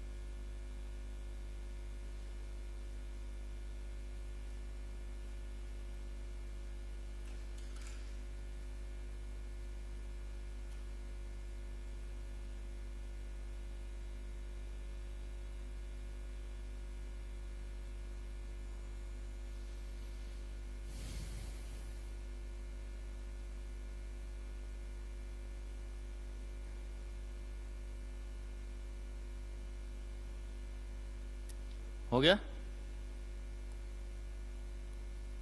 ये वाला जरूर बेटा ध्यान में रखना, इसको नहीं भूलना है, आगे हर जगह अब काम आएगा। ये जहां भी आगे हम करते जाएंगे हर जगह ये याद आएगा। और जितने भी कैलकुलेटर्स के ट्रिक्स होगा वो सारे नोट करते जाना हर जगह पे। जैसे मैं यहाँ पे कैलकुलेटर लिख दिया, आपको भी ये कैलकुलेटर ट्रिक्स करके हर जगह याद रखना है, क्योंकि जितना ज्यादा से ज्यादा कैलकुलेटर पे काम करोगे उतना ज्यादा आपको बेनिफिट होगा। आप करो या ना करो मेरा तो कुछ नहीं जाएगा, लेकिन बेनिफिट तो आप ही को होगा ना, तो इसलिए याद ज्यादा से ज्यादा रखना उसको।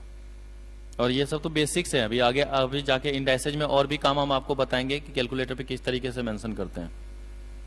यहां तक किसी को कोई दिक्कत? मजा यहां भी नहीं आएगा, मोह माया वाली बात है ये। देखो बच्चों,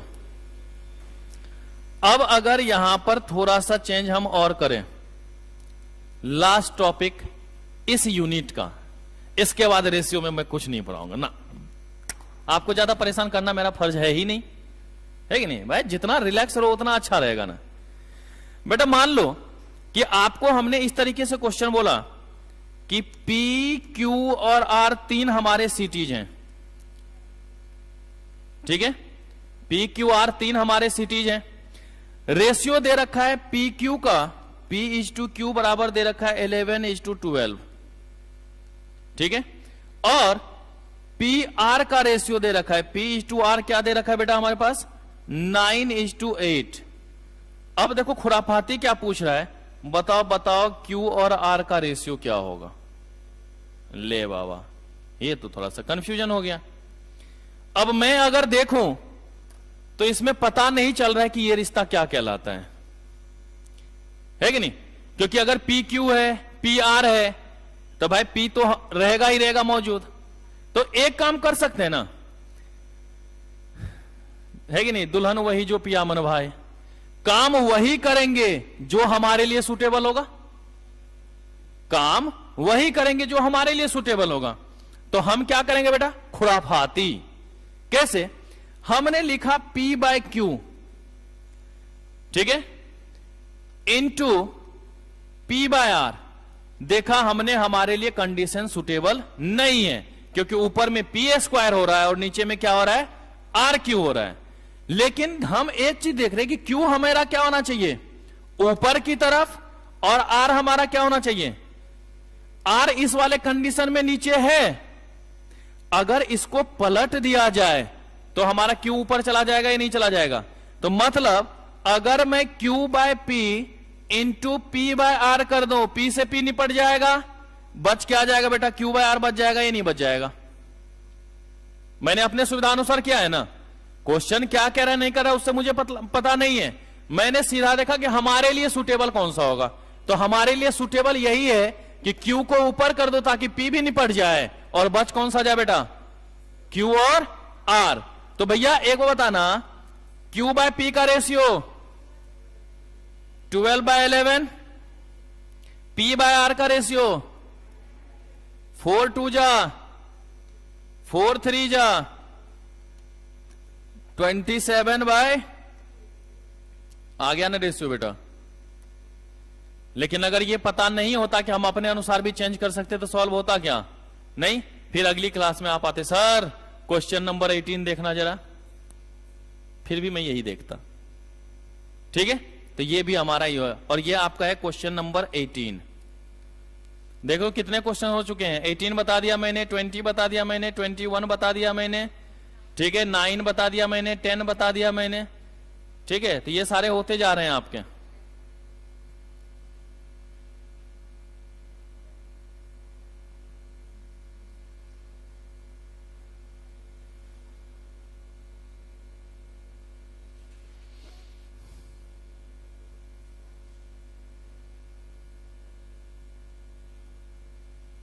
क्या हो बेटा पता?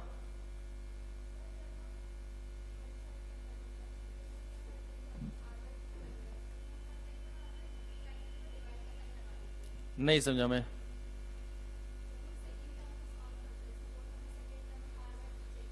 हाँ हाँ हाँ, नहीं कैसे हो गया बेटा? क्वेश्चन चेंज नहीं होगा ना। आपको पी क्यू आर तीनों का नहीं पूछा है, आपसे पी क्यू आर का नहीं पूछा ना कि तीनों निकालो, 2 का निकालें। तो 2 के लिए हम देखेंगे कि जो हमारे पास गिवन ऑब्जेक्ट है उसमें क्या रिलेशन बन सकता है, वो आप अपने अनुसार बना लो। चाहे मल्टीपल करने से आ रहा हो, डिवाइड करने से आ रहा हो, जैसा भी आ रहा हो वो आप अपने अनुसार कर सकते हैं। ठीक है,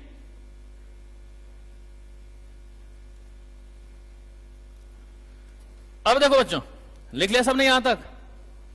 रेशियो में इससे ज्यादा मैं कुछ भी नहीं बता रहा, खत्म है। एक्सरसाइज में टोटल 25 क्वेश्चंस हैं जो आपको करने हैं। ठीक है, जो कि आपको करने हैं, इसको करेंगे। अगली क्लास में हम लोग सारे इसके डॉट्स भी देखेंगे। क्लास ओवर नहीं हो रही है अभी, आगे टॉपिक शुरू करूंगा। ठीक है, तो एक्सरसाइज 1 ये तो आपका होमवर्क हो गया। एक्सरसाइज 1 ये आपका क्या हो गया? होमवर्क हो गया। अब हम लोग शुरू करते हैं इसमें नया टॉपिक, नया यूनिट। ओके, हटा दो इसे। Proportion.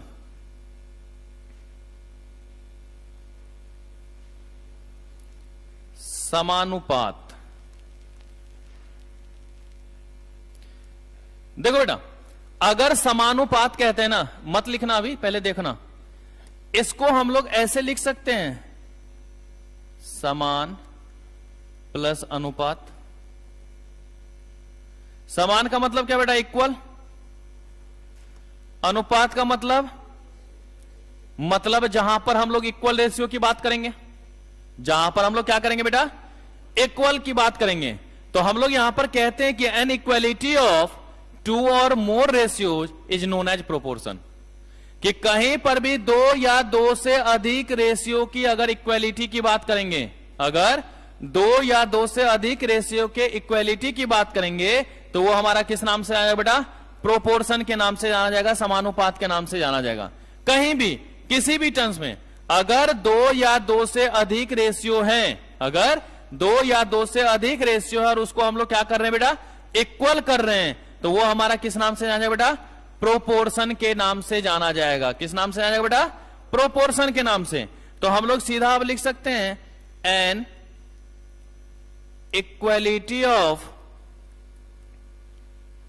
2 or more ratios is known as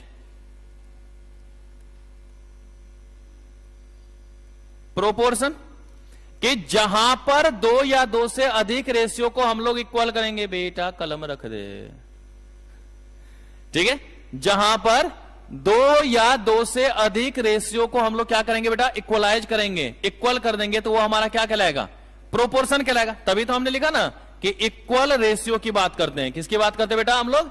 equal ratio की बात करते हैं। तो अगर मान लो मैंने लिखा a बाय बी, ये हमारा एक रेशियो हो गया, c बाय डी ये हमारा दूसरा रेशियो हो गया, बीच में हम लोग कौन सा साइन लगा देंगे बेटा? इक्वल का। क्या लगा देंगे हम लोग? इक्वल का। तो अगर बीच में हमारा इक्वल लग गया तो ये हमारा क्या कहलाएगा? प्रोपोर्शन कहलाएगा। कि 2 अलग अलग रेशियो है, a बाय बी, और 2 अलग अलग रेशियो है, c बाय डी। तो अगर मान लो मैंने लिखा a बाय बी, ये हमारा एक रेशियो हो गया, c बाय डी ये हमारा दूसरा रेशियो हो गया, बीच में हम लोग कौन सा साइन लगा देंगे बेटा? इक्वल का। क्या लगा देंगे हम लोग? इक्वल का। तो अगर बीच में हमारा इक्वल लग गया तो ये हमारा क्या कहलाएगा? प्रोपोर्शन कहलाएगा। कि 2 अलग अलग रेशियो है, a बाय बी और दूसरा क्या है बेटा, सी बाय डी, और दोनों के बीच में क्या लगा दिया हमने, इक्वल लगा दिया, तो वो हमारे क्या कहलाएंगे, प्रोपोर्शन। लेकिन यहां पर ये जो ए है, बी है, सी है, डी है, A B C and D are known as terms of proportion। terms of proportion कि भाई प्रोपोर्शन में यही तो इन्वॉल्व है ना, प्रोपोर्शन में कौन कौन इन्वॉल्व है, A B C D involve है, तो ये ए बी सी डी जो है ये हमारा क्या हो गया, टर्म्स ऑफ प्रोपोर्शन हो गया, ये हमारा क्या हो गया बेटा, टर्म्स ऑफ प्रोपोर्शन हो गया।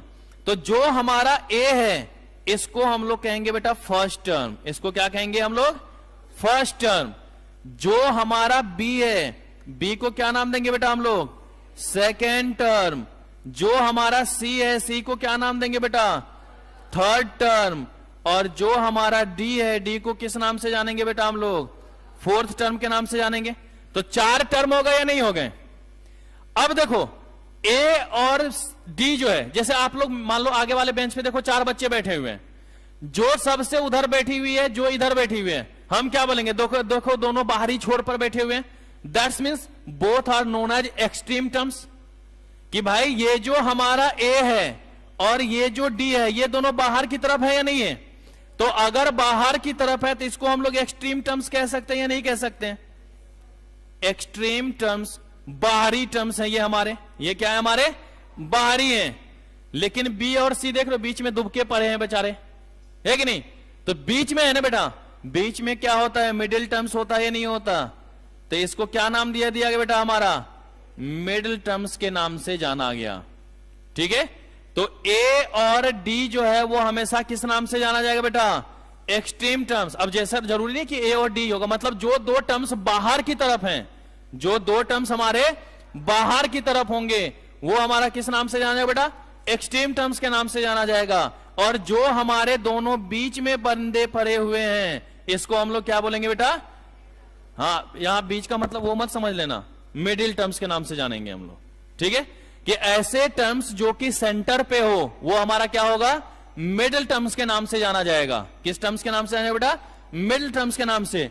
और जो 2 बाहरी टर्म्स है वो हमारा किस नाम से जाएगा बेटा, एक्सट्रीम टर्म्स के नाम से जाना जाएगा। तो आपसे क्वेश्चन ये पूछ देता है कि एक्सट्रीम टर्म्स क्या कहलाता है, मिडिल टर्म्स क्या कहलाता है, या एक क्वेश्चन दे देगा, बोलेगा बताओ इसमें एक्सट्रीम टर्म्स कौन से हैं, मिडिल टर्म्स कौन से हैं। तो इस तरीके का क्वेश्चन पूछ देता है।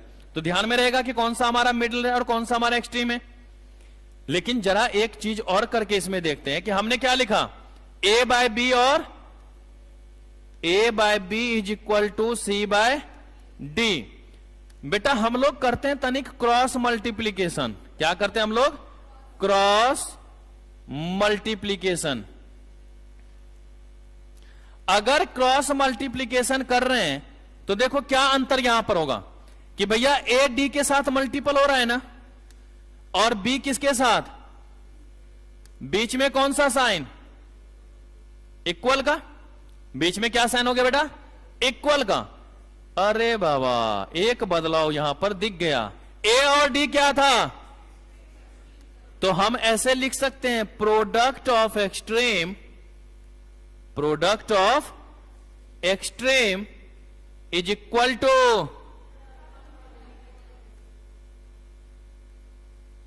Product of mean. आएगा या नहीं आएगा बेटा, product of extreme is equal to product of mean. एक कंसेप्ट लग रहा है या नहीं लग रहा है, कि अगर मान लीजिए कहीं पर भी किसी भी तरीके से आपको क्या करेगा, क्वेश्चन इस तरीके से दे देगा। देखिएगा जरा क्वेश्चन कैसा आएगा, कि मान लीजिए कि हमारे पास दे रखा है 2/9 is equal to 5/x।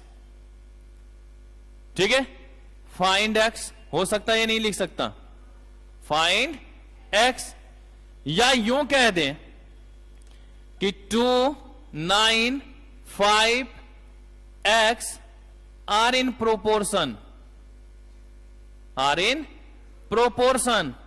Find x है ना, या 2, 9, 5 are in proportion, find 4th terms. तो अगर कभी भी इस तरीके का क्वेश्चन आएगा तो इसको हम ध्यान में रखेंगे या नहीं रखेंगे कि प्रोडक्ट ऑफ एक्सट्रीम बराबर क्या होगा बेटा, मीन। प्रोडक्ट ऑफ एक्सट्रीम बराबर क्या हो जाएगा हमारा, प्रोडक्ट ऑफ मीन। मतलब 2 और x का जो मल्टीपल होगा, 2 और x का जो मल्टीपल होगा वो किसके बराबर होगा, 9 और 5 के मल्टीपल के बराबर होगा या नहीं होगा। तो हम लोग ऐसे लिख सकते हैं 2x इज इक्वल टू 45 और x is equal to 45/2 is equal to 22.5। आ जाएगा आंसर या नहीं आ जाएगा। तो आपको ऐसा क्वेश्चन बार बार पूछेगा कि 3 टर्म्स दे दिया होगा, एक बीच में गायब कर देगा और बोलेगा 4th टर्म निकालो। लेकिन मजा यहां भी नहीं आएगा क्योंकि ICI इतना भी सीधा नहीं है। देखने में वो बहुत सीधा लगता है, ICAI है नहीं। तो क्या होगा भाई, तो इसी क्वेश्चन में थोड़ा सा वो चेंज कर देगा। और वो मैंने कंसेप्ट भी नहीं बताया, नॉर्मल टीचर बताते भी नहीं है कि हो जाता है भाई, वो बच्चे हैं समझ गए होंगे। हमने लिखा 2, 5 x are in proportion, proportion find x। अब आपको कहीं पे 4 टर्म्स दिख रहा है क्या, टर्म्स तो 3 ही है। हो गया पंगा कि भाई 2, 5 और x है और हमने बोला x की वैल्यू निकालो और है ये प्रोपोर्शन में। सर जी कोई दिक्कत नहीं, मुझे अपने अनुसार सोचने दो, आप भी अपने अनुसार सोचेंगे, है कि नहीं। एक काम करो, हम सभी जानते हैं कि प्रोपोर्शन तभी होगा जब 2 रेशियो का इक्वलाइज होगा। हमने लिख दिया 2/5, अगले टर्म्स को हम 5/x लिख सकते हैं या नहीं लिख सकते हैं भाई, बीच वाले से ही तो रिश्ता देखना होगा ना हमें। तो 2/5 इज इक्वल टू 5x लिखेंगे ना। तो अब आ गया हमारा प्रोपोर्शन में नहीं बेटा, क्या आ जाएगा 2x is equal to 25, x is equal to 25/2 is equal to 12.5। तो आप याद रखिएगा जब 3 टर्म्स दे रखा हो, जब 3 टर्म्स दे रखा हो तो इन केस ऑफ, मैं यहां लिख देता हूं ताकि ये आगे कंफ्यूज ना हो, कि इन केस ऑफ 3 टर्म्स, कि भाई सिर्फ 3 ही टर्म्स दे रखा है, तो इसमें लिखेंगे mean terms is equal to root under product of extreme terms. लिख सकते हैं या नहीं लिख सकते बेटा, कि जो दोनों एक्सट्रीम है उसका प्रोडक्ट करके क्या कर दो, रूट कर दो ना। तो 2x तो क्या हो जाता है बेटा, 5 is equal to root under 2x। Root हटाएंगे तो इधर स्क्वायर आ जाएगा या नहीं आ जाएगा। तो 2x बराबर 5 स्क्वायर हो गया नहीं हो गया, है ना। तो आपस में जो मीन वाला टर्म्स है ना वो 2 बार मल्टीपल हो जाएगा। तो इस तरीके से भी आप लोग मीन टर्म्स निकाल सकते हैं या नहीं निकाल सकते हैं, कि कभी भी अगर आपको मीन टर्म्स निकालने के लिए बोला जाएगा, अभी मैं इस पर एक आध क्वेश्चन भी करवाऊंगा, कि कभी भी अगर मीन टर्म्स निकालने के लिए बोला जाएगा तो हम क्या कर सकते हैं कि मीन टर्म्स बराबर क्या लिखेंगे बेटा, root under product of extreme, या यूं कह देंगे आसान शब्दों में कि मीन टर्म्स का स्क्वायर, क्या लिखेंगे बेटा, मीन टर्म्स का स्क्वायर बराबर प्रोडक्ट ऑफ। तो समझ में आ जाएगा या नहीं आ जाएगा बेटा। अगर कभी कोई भी क्वेश्चन कितना भी कंफ्यूजन आएगा तो कर लेंगे या नहीं कर लेंगे। तो 4 वाला तो नॉर्मल होता ही होता है, 3 वाला भी तो पूछ सकता है ना वो, तो अगर पूछेगा तो अब कर लेंगे ना हम लोग। तो पहले इसको नोट कर लीजिए, फिर हम लोग इस बेसिस पे क्वेश्चन अभी करते हैं।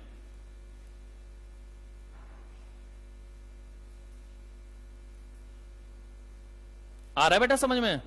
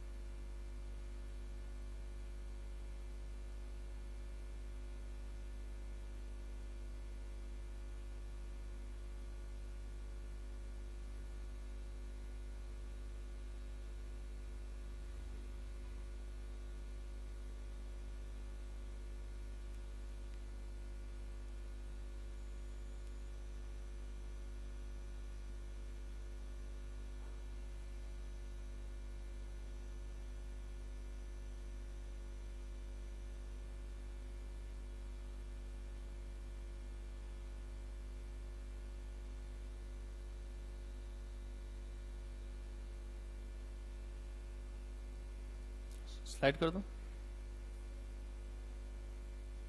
बोला करो बेटा, मैं तो आप लोगों के इंतजार में बैठा रहता हूं कि आप बोलेंगे स्लाइड करो।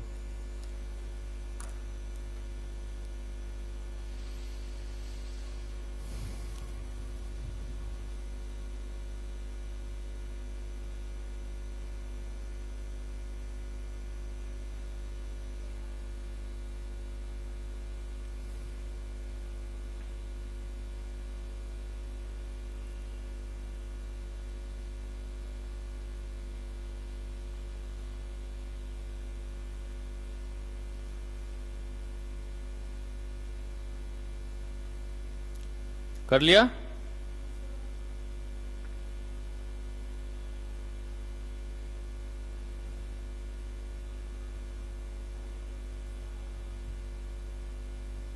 स्लाइड करो।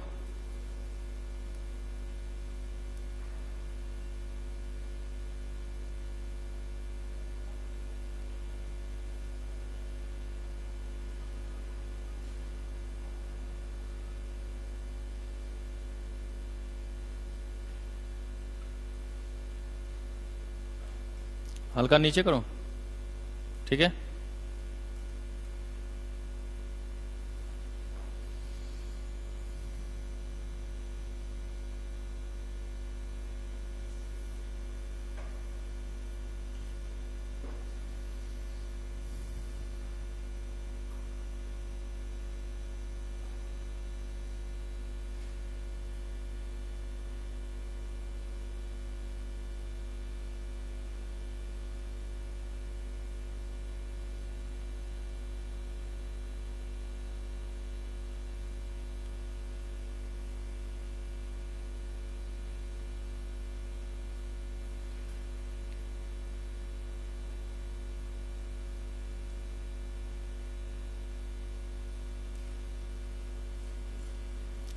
ओके, तो चलिए पहले 2-4 क्वेश्चन कर लें। हाँ लिख लो आराम से लिख लो, कोई दिक्कत नहीं, हमें भी हड़बड़ी नहीं है, आराम से बैठ सकते हैं।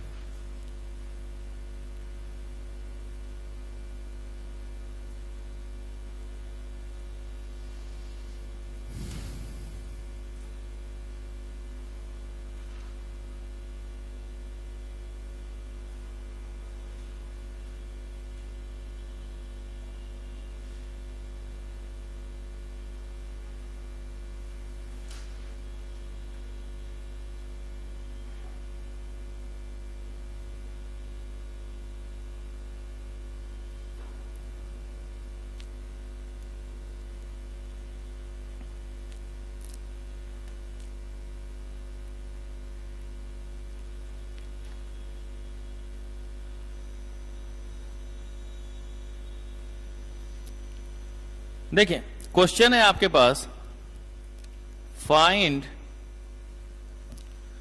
Fourth proportion, find fourth proportion to 4, 6, 8।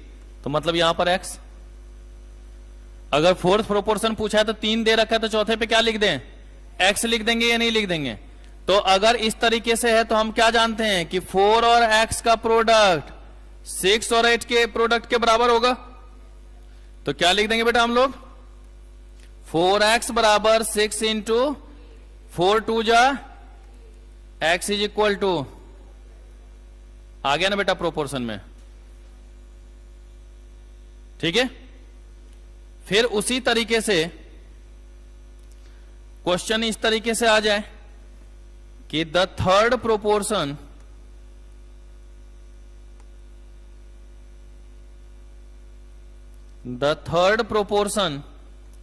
To 12, 18 is, मतलब तीसरा x मान लें। अगर तीसरा प्रोपोर्शन निकालने के लिए बोला गया है, थर्ड प्रोपोर्शन निकालने की बात कर रहे हैं, तो थर्ड प्रोपोर्शन कैसे निकालेंगे बेटा, यहां x हो जाएगा तो 12 और x का मल्टीपल 18 का स्क्वायर के बराबर होगा ना, क्योंकि अभी हमने लगाया था कि मीन प्रोपोर्शन बराबर क्या होगा, मीन प्रोपोर्शन का स्क्वायर बराबर प्रोडक्ट ऑफ एक्सट्रीम। मीन का स्क्वायर बराबर क्या हो जाएगा बेटा, प्रोडक्ट ऑफ एक्सट्रीम। तो जो हमारा एक्सट्रीम है, एक्सट्रीम कितना 12 और x ही है ना, 12 into X is equal to 18 into 18 ना बेटा, है ना। 6 2 जा, 6 3 जा, 2 9 जा, एक्स बराबर क्या हो गया बेटा, देख रहे हो ना। अभी तक जबकि कोई कंसेप्ट नहीं बताया, अगर वो छोटा, हाँ बताओ बेटा।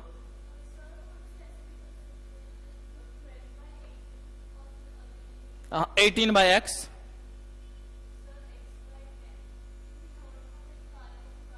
तो 10 क्यों लेंगे बेटा, कहां दे रखा है 10, ठीक है। अगर 10 दिया होता फिर तो कोई दिक्कत ही नहीं, तब तो तीनों टर्म्स निकाल ही दिया हमें, है कि नहीं। नहीं दिया, मैंने इज लिखा है, तो वहां पे एक्स माना या नहीं माना, कि भाई तीसरा नहीं पता वो लिखना है, ठीक है। दिया रहेगा फिर हम निकालेंगे ही क्यों। अब देखिए कंफ्यूजन यहां पर आपको कहां पर करेगा, कंफ्यूज करने के लिए कैसा क्वेश्चन पूछेगा। कह रहा है कि द नंबर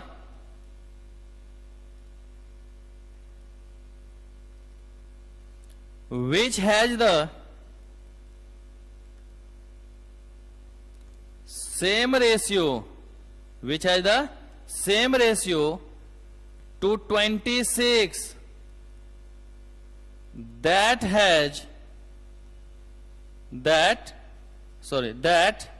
6 has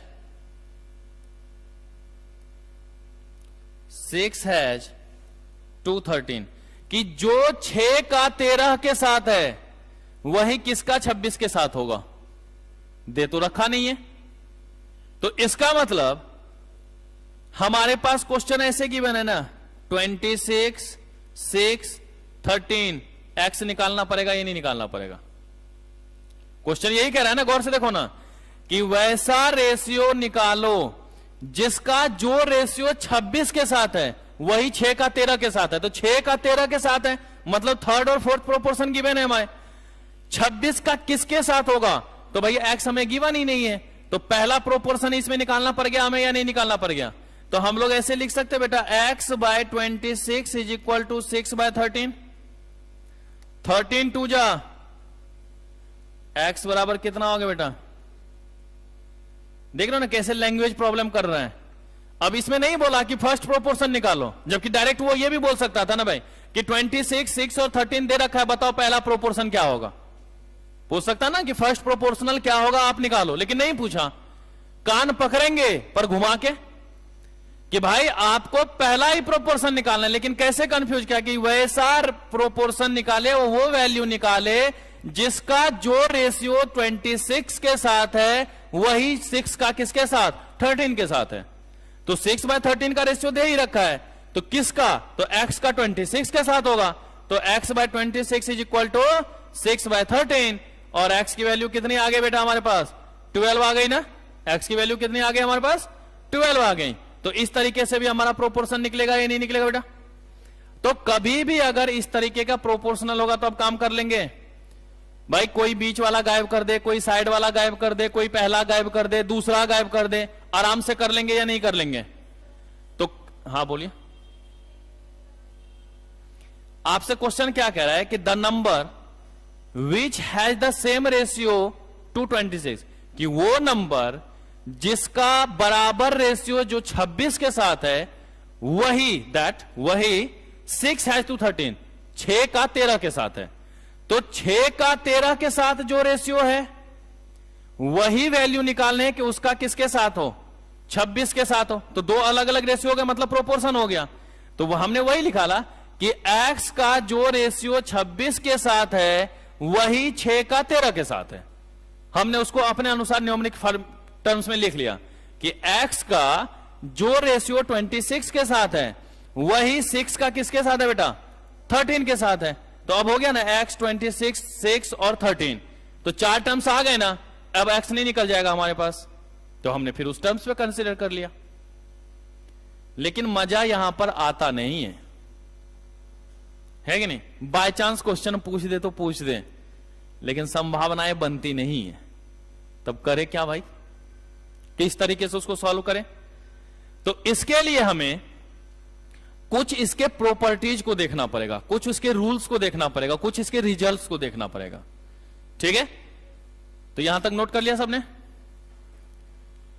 कर लिया? कर लो जल्दी। यही दो तो करना होगा, ऊपर वाला तो कर ही चुके होंगे।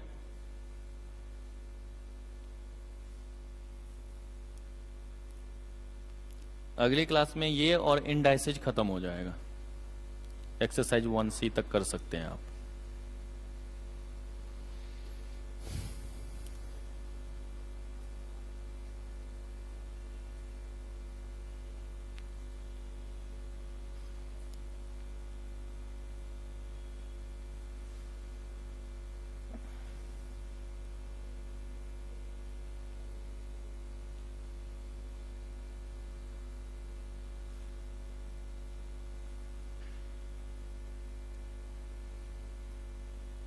हो गया? कर लिया सबने नोट? चलिए जी देखते हैं जरा बेटा।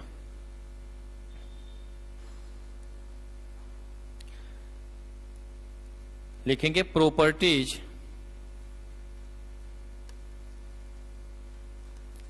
और रिजल्ट ऑफ प्रोपोर्शन।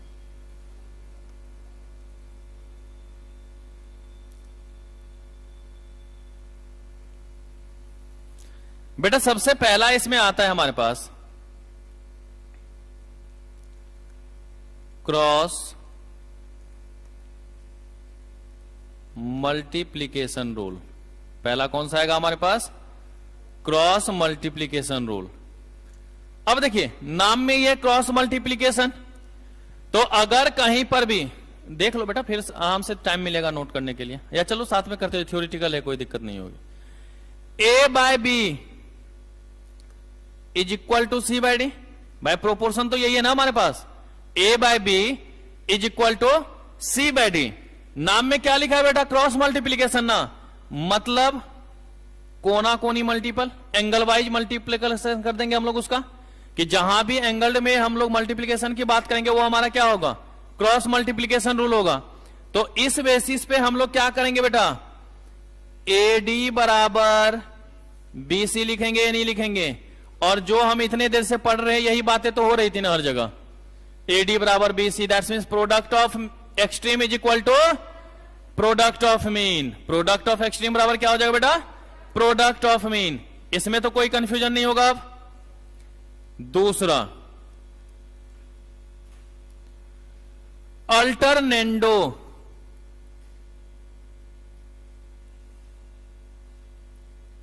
देखो नाम में ही क्या लिखा है? अल्टरनेंडो, अर्थात अल्टरनेटिव कर दो, कि अगर अल्टरनेंडो की बात कर रहे हैं तो जो भी हमारे पास वैल्यू होगा उसको क्या करेंगे? अल्टरनेटिव, कि एक दूसरे के जगह पर अगर स्थान का परिवर्तन करें, एक दूसरे के स्थान पर अगर रिप्लेस कर दें, तो वो हमारा किस नाम से जाना जाएगा बेटा? अल्टर। हम भी बोलते हैं ना कि अगर मान ले कोई काम कर रहे हैं हम, ठीक है, दो ऑप्शन है, तो हम क्या बोलते हैं? एक के जगह पे दूसरे से काम चल सकता है, तो हम बोलते हैं ना अल्टरनेटिव मेथड्स है। हम कोई क्वेश्चन सॉल्व कर रहे हैं, दो मेथड्स हैं, हम क्या बोलेंगे? किसी भी मेथड से काम कर लो पूरा हो जाएगा, तो मतलब अल्टरनेटिव हुआ ना, कि एक दूसरे के स्थान पर इस्तेमाल किए जा सके। जैसे हम लोग कहते हैं ना सब्स्टिट्यूट गुड्स, वो हमारा क्या है? ऑप्शनल ही तो है, अल्टरनेटिव ही तो है। तो जहां पर अल्टरनेटिव करें, एक दूसरे के स्थान पर उसको बदल दें, तो वो हमारा क्या कहलाएगा बेटा? अल्टरनेंडो के नाम से जाना जाएगा। जैसे कि अगर हमने लिखा है a by B is equal to C by d, हमने क्या लिख दिया बेटा? A by B is equal to C by D. अगर इसको मैं ऐसे कर दूं कि बी के जगह पे सी को और सी के जगह पे बी को लिख दो, that's means A by C is equal to B by D कर सकते हैं बेटा। एक दूसरे के जगह पे स्थान परिवर्तन कर लिया या नहीं कर लिया? या इसी तरीके से d by B is equal to C by a लिख सकते हैं या नहीं लिख सकते? कि भाई अगर मीन वाला टर्म्स आपस में एक जगह को परिवर्तन कर सकता है, तो एक्सट्रीम वाला तो परिवर्तन कर सकता है ना, कोई भी कर सकता है। तो इस तरीके से अगर स्थान परिवर्तन कर लेगा तो ये हमारा क्या कहलाएगा बेटा? अल्टरनेंडो। ये क्या कहलाएगा हमारा? अल्टरनेंडो। क्या कोई इफेक्ट पड़ जाएगा क्या? नहीं पड़ेगा। लेकिन हमें जब क्वेश्चन सॉल्व करना पड़ेगा तो इफेक्ट हमारे लिए फेवरेबल हो सकता है या नहीं हो सकता? इफेक्ट हमारे लिए फेवरेबल हो सकता है नहीं।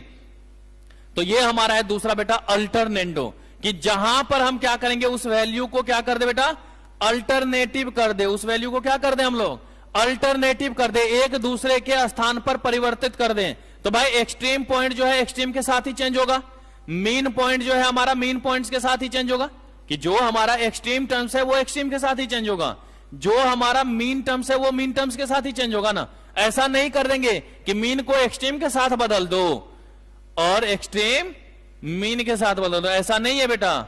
ये जरूर कहावत है कि क्योंकि सास भी कबू बहू थी, है कि नहीं, सास ही बहू थी, ऐसा नहीं हो सकता। हो सकता है क्या, नहीं हो सकता ना। तो एक दूसरे जो तो दोनों सेम नेचर के होंगे, दोनों हमारे सेम नेचर के होंगे, वो ना आपस में बदल सकते हैं। तो एक्सट्रीम एक्सट्रीम्स के साथ हमारा अल्टरनेटिव हो सकता है, मीन हमारा मीन के साथ अल्टरनेटिव हो सकता है। तो उसको ध्यान में रख लेंगे हम लोग। तो ये हमारा क्या हो गया बेटा, हमारा अल्टरनेंडो। ये हमारा किस नाम से जाना जाएगा बेटा, अल्टरनेंडो के नाम से जाना जाएगा। फिर हमारे पास तीसरा आता है बेटा इनवर्टेंडो, अर्थात इनवर्स कर दो। इनवर्टेंडो का मतलब क्या हो गया, इनवर्स कर दो, उल्टा कर दो, रेसिप्रोकल कर दो। कि अगर a बाय बी बराबर सी बाय डी है, क्या लिखेंगे बेटा हम लोग, अगर a बाय बी बराबर सी बाय डी है, इसको चेंज किस फॉर्म में कर दें। तो देखिए बेटा, अगर यहां लिख दें b बाय ए, यहां लिख दें d बाय सी, कोई फर्क पड़ जाएगा क्या बेटा, लेकिन फर्क एक है। अब देखो मीन एक्सट्रीम हो गया, एक्सट्रीम मीन हो गया, इनवर्स हो गया या नहीं हो गया। जो मीन टर्म्स था वो हमारा अब क्या बन गया, एक्सट्रीम टर्म्स, और जो एक्सट्रीम टर्म्स था वो हमारा किस में कन्वर्ट हो गया, उल्टा हो गया या नहीं हो गया, रेसिप्रोकल हो गया या नहीं हो गया। तो जहां पर हम लोग उस वैल्यू को ही क्या कर देंगे बेटा, रेसिप्रोकल कर देंगे, इनवर्स कर देंगे, तो वो हमारा क्या कहलाएगा बेटा, इनवर्टेंडो के नाम से जाना जाएगा। क्या कहलाएगा हमारा, इनवर्टेंडो। तो पहला हमने आपको क्या बताया बेटा, क्रॉस मल्टीप्लीकेशन रूल। पहला हमने क्या बता दिया आपको, क्रॉस मल्टीप्लीकेशन रूल। दूसरा हमने क्या देखा बेटा, अल्टरनेंडो। दूसरा हमने क्या देख लिया, अल्टरनेंडो। तीसरा हमने क्या देख लिया बेटा, इनवर्टेंडो। तो ये तीन चीजें हो गई ना, क्रॉस मल्टीप्लीकेशन, अल्टरनेंडो, इनवर्टेंडो। पर मजा आपको यहां भी नहीं आ रहा होगा, है कि नहीं, फील नहीं आ रहा है ना। चलिए अब आप लोग कह रहे हैं तो हम बता ही देते हैं कंपोनेंडो। बताने का मूड तो था नहीं, अब आप लोग इतना आग्रह कर रहे हैं तो लिखिए कंपोनेंडो। बेटा कंपोनेंडो का मतलब होता है एडिशन। कंपोनेंडो का मतलब यहां पर क्या होता है, एडिशन। कि जैसे देखो a बाय बी बराबर सी बाय डी लिखा है हमने, a by B is equal to हमने क्या लिखा बेटा, c बाय डी। पहले समझ लो फिर इसको लिखना। यहां से अब थोड़ा सा 2 टर्म्स 3 टर्म्स जो है उसको पहले समझ ले, क्योंकि वो बेसिक था तो कोई दिक्कत नहीं थी। समझना कि क्या चेंज है, क्योंकि इसके क्वेश्चन आपको बार बार रिपीट करते हैं थ्योरिटिकल में, ठीक है। a बाय बी बराबर क्या लिखा हमने, c बाय डी। हमने क्या करा, इसको ऐसे कर दिया a plus B by B. हमने क्या कर दिया बेटा, b को ऊपर में ऐड कर दिया, तो अपोजिट साइड भी नीचे वाले को ऊपर में क्या करना पड़ेगा, ऐड करना पड़ेगा। गौर से देखिएगा बेटे, a by B is equal to C by D था ना, हमने क्या करा, एडिशन कर दिया। हमने पहले बोला एडिशन, तो हमने क्या करा, नीचे वाली वैल्यू को ऊपर में ऐड कर दिया। तो अपोजिट साइड वाले के भी नीचे को क्या करना पड़ेगा, ऊपर में ऐड करना पड़ेगा। अब आपके माइंड में आएगा क्या सर हमेशा ऊपर ही हमेशा एडिशन होगा क्या, कहते नहीं जी बेटा, ऐसी कोई कसम हमने नहीं खा रखी है कि नहीं। जीने मरने की कसम थोड़ी ना साथ खा रखे हैं, चेंज कर सकते हैं हम लोग। तो क्या हो जाएगा, a by A plus B is equal to C by C plus D. तो ये हमारा क्या हो जाएगा बेटा, कंपोनेंडो। अब देखो यहां पे अगर एक साइड हमने ऊपर में एडिशन किया है तो अपोजिट साइड भी ऊपर में ही एडिशन होगा। गौर से देखना, अगर एक साइड हमने ऊपर में एडिशन किया है तो अपोजिट साइड भी क्या होगा, ऊपर की तरफ ही एडिशन होगा। अगर हमने नीचे की तरफ एडिशन किया है तो अपोजिट साइड भी क्या होगा, नीचे ही एडिशन होगा। कि अगर हमने एंटीसीडेंट में एडिशन किया है, अगर हमने एंटीसीडेंट में एडिशन किया है तो अपोजिट साइड भी एंटीसीडेंट में ही होगा। अगर हमने कॉन्सिक्वेंट में एडिशन किया है तो अपोजिट साइड भी क्या होगा बेटा, कॉन्सिक्वेंट में ही हमें एडिशन करने की जरूरत होगी। जो भी होगा दोनों साइड सेम होगा, जो भी होगा दोनों साइड सेम होगा, तभी वो हमारा किस में कहलाएगा बेटा, कंपोनेंटो। लेकिन कंपोनेंटो में हमेशा क्या होगा, एडिशन की बात होगी। कंपोनेंटों में किस चीज की बात करेंगे बेटा? एडिशन की बात करेंगे। इसी का जो है एक छोटा भाई है डिविडेंडो। क्या है बेटा? डिविडेंडो। अब ऐसा नहीं कि डिविडेंडो है तो बोल देंगे डिवाइड कर दो, ऐसा नहीं है। यहां पर सब्ट्रैक्ट करने की बात आती है, माइनस करने की बात आती है, घटाने की बात आती है कि जो भी आपके पास वैल्यू गिवन है, जो भी आपके पास वैल्यू गिवन है कि a बाय बी बराबर क्या होगा बेटा? c by D. अब देखना यहां पर क्या चेंज कर रहा हूं मैं बेटा, देखना हमने लिखा a minus B by B. बेटा अपोजिट साइड भी देखो, पहले टर्म्स में से ना दूसरे टर्म को माइनस किया है, तो अपोजिट साइड भी तीसरे में से ही चौथे को माइनस करना पड़ेगा। ऐसा नहीं कि d माइनस सी लिख देंगे। अगर यहां पर पहले वाले में b माइनस ए लिखे होते हैं तो अपोजिट साइड भी d माइनस सी लिखना होता। जो करेंगे दोनों साइड सेम। अगर हमने पहले टर्म्स में से दूसरे टर्म को माइनस किया है तो अपोजिट साइड भी क्या होगा? तीसरे टर्म्स में से ही चौथे टर्म्स को माइनस करने की जरूरत होगी। ये हमने ऊपर किया है। अगर यही चीज हमने नीचे किया होता तो नीचे भी यही होगा, ये नहीं होगा कि a by A minus B, तो अपोजिट साइड भी क्या होगा? c by C minus D. अगर इधर मैंने b माइनस ए किया होता तो यहां क्या हो जाता? d माइनस सी हो जाएगा। जो भी करेंगे दोनों साइड सेम करेंगे तभी वो हमारे रूल्स में आएगा। कि भाई अगर हम रिजल्ट की बात कर रहे हैं, रूल्स की बात कर रहे हैं या प्रॉपर्टीज की बात कर रहे हैं, तो जिस रूल्स को फॉलो करेगा वही करना पड़ेगा, हर जगह ही नहीं। तो अगर हमने ऊपर की तरफ माइनस किया तो सामने भी ऊपर की तरफ। अगर पहले में से सेकेंड टर्म को माइनस किया तो अपोजिट साइड भी थर्ड में से क्या करना पड़ेगा? फोर्थ टर्म को माइनस करना पड़ेगा। लेकिन अगर मैंने सेकेंड माइनस फर्स्ट किया होता तो उधर भी फोर्थ माइनस थर्ड करना पड़ेगा। जो भी करेंगे हम लोग क्या करेंगे बेटा? दोनों ही साइड करेंगे। जो भी करेंगे हम लोग क्या करेंगे? दोनों ही साइड करेंगे। तो क्या इस चीज को ध्यान में रख लोगे? तो ये था एक कंपोनेंडो और एक क्या था बेटा? डिविडेंडो। लिख लो जल्दी से।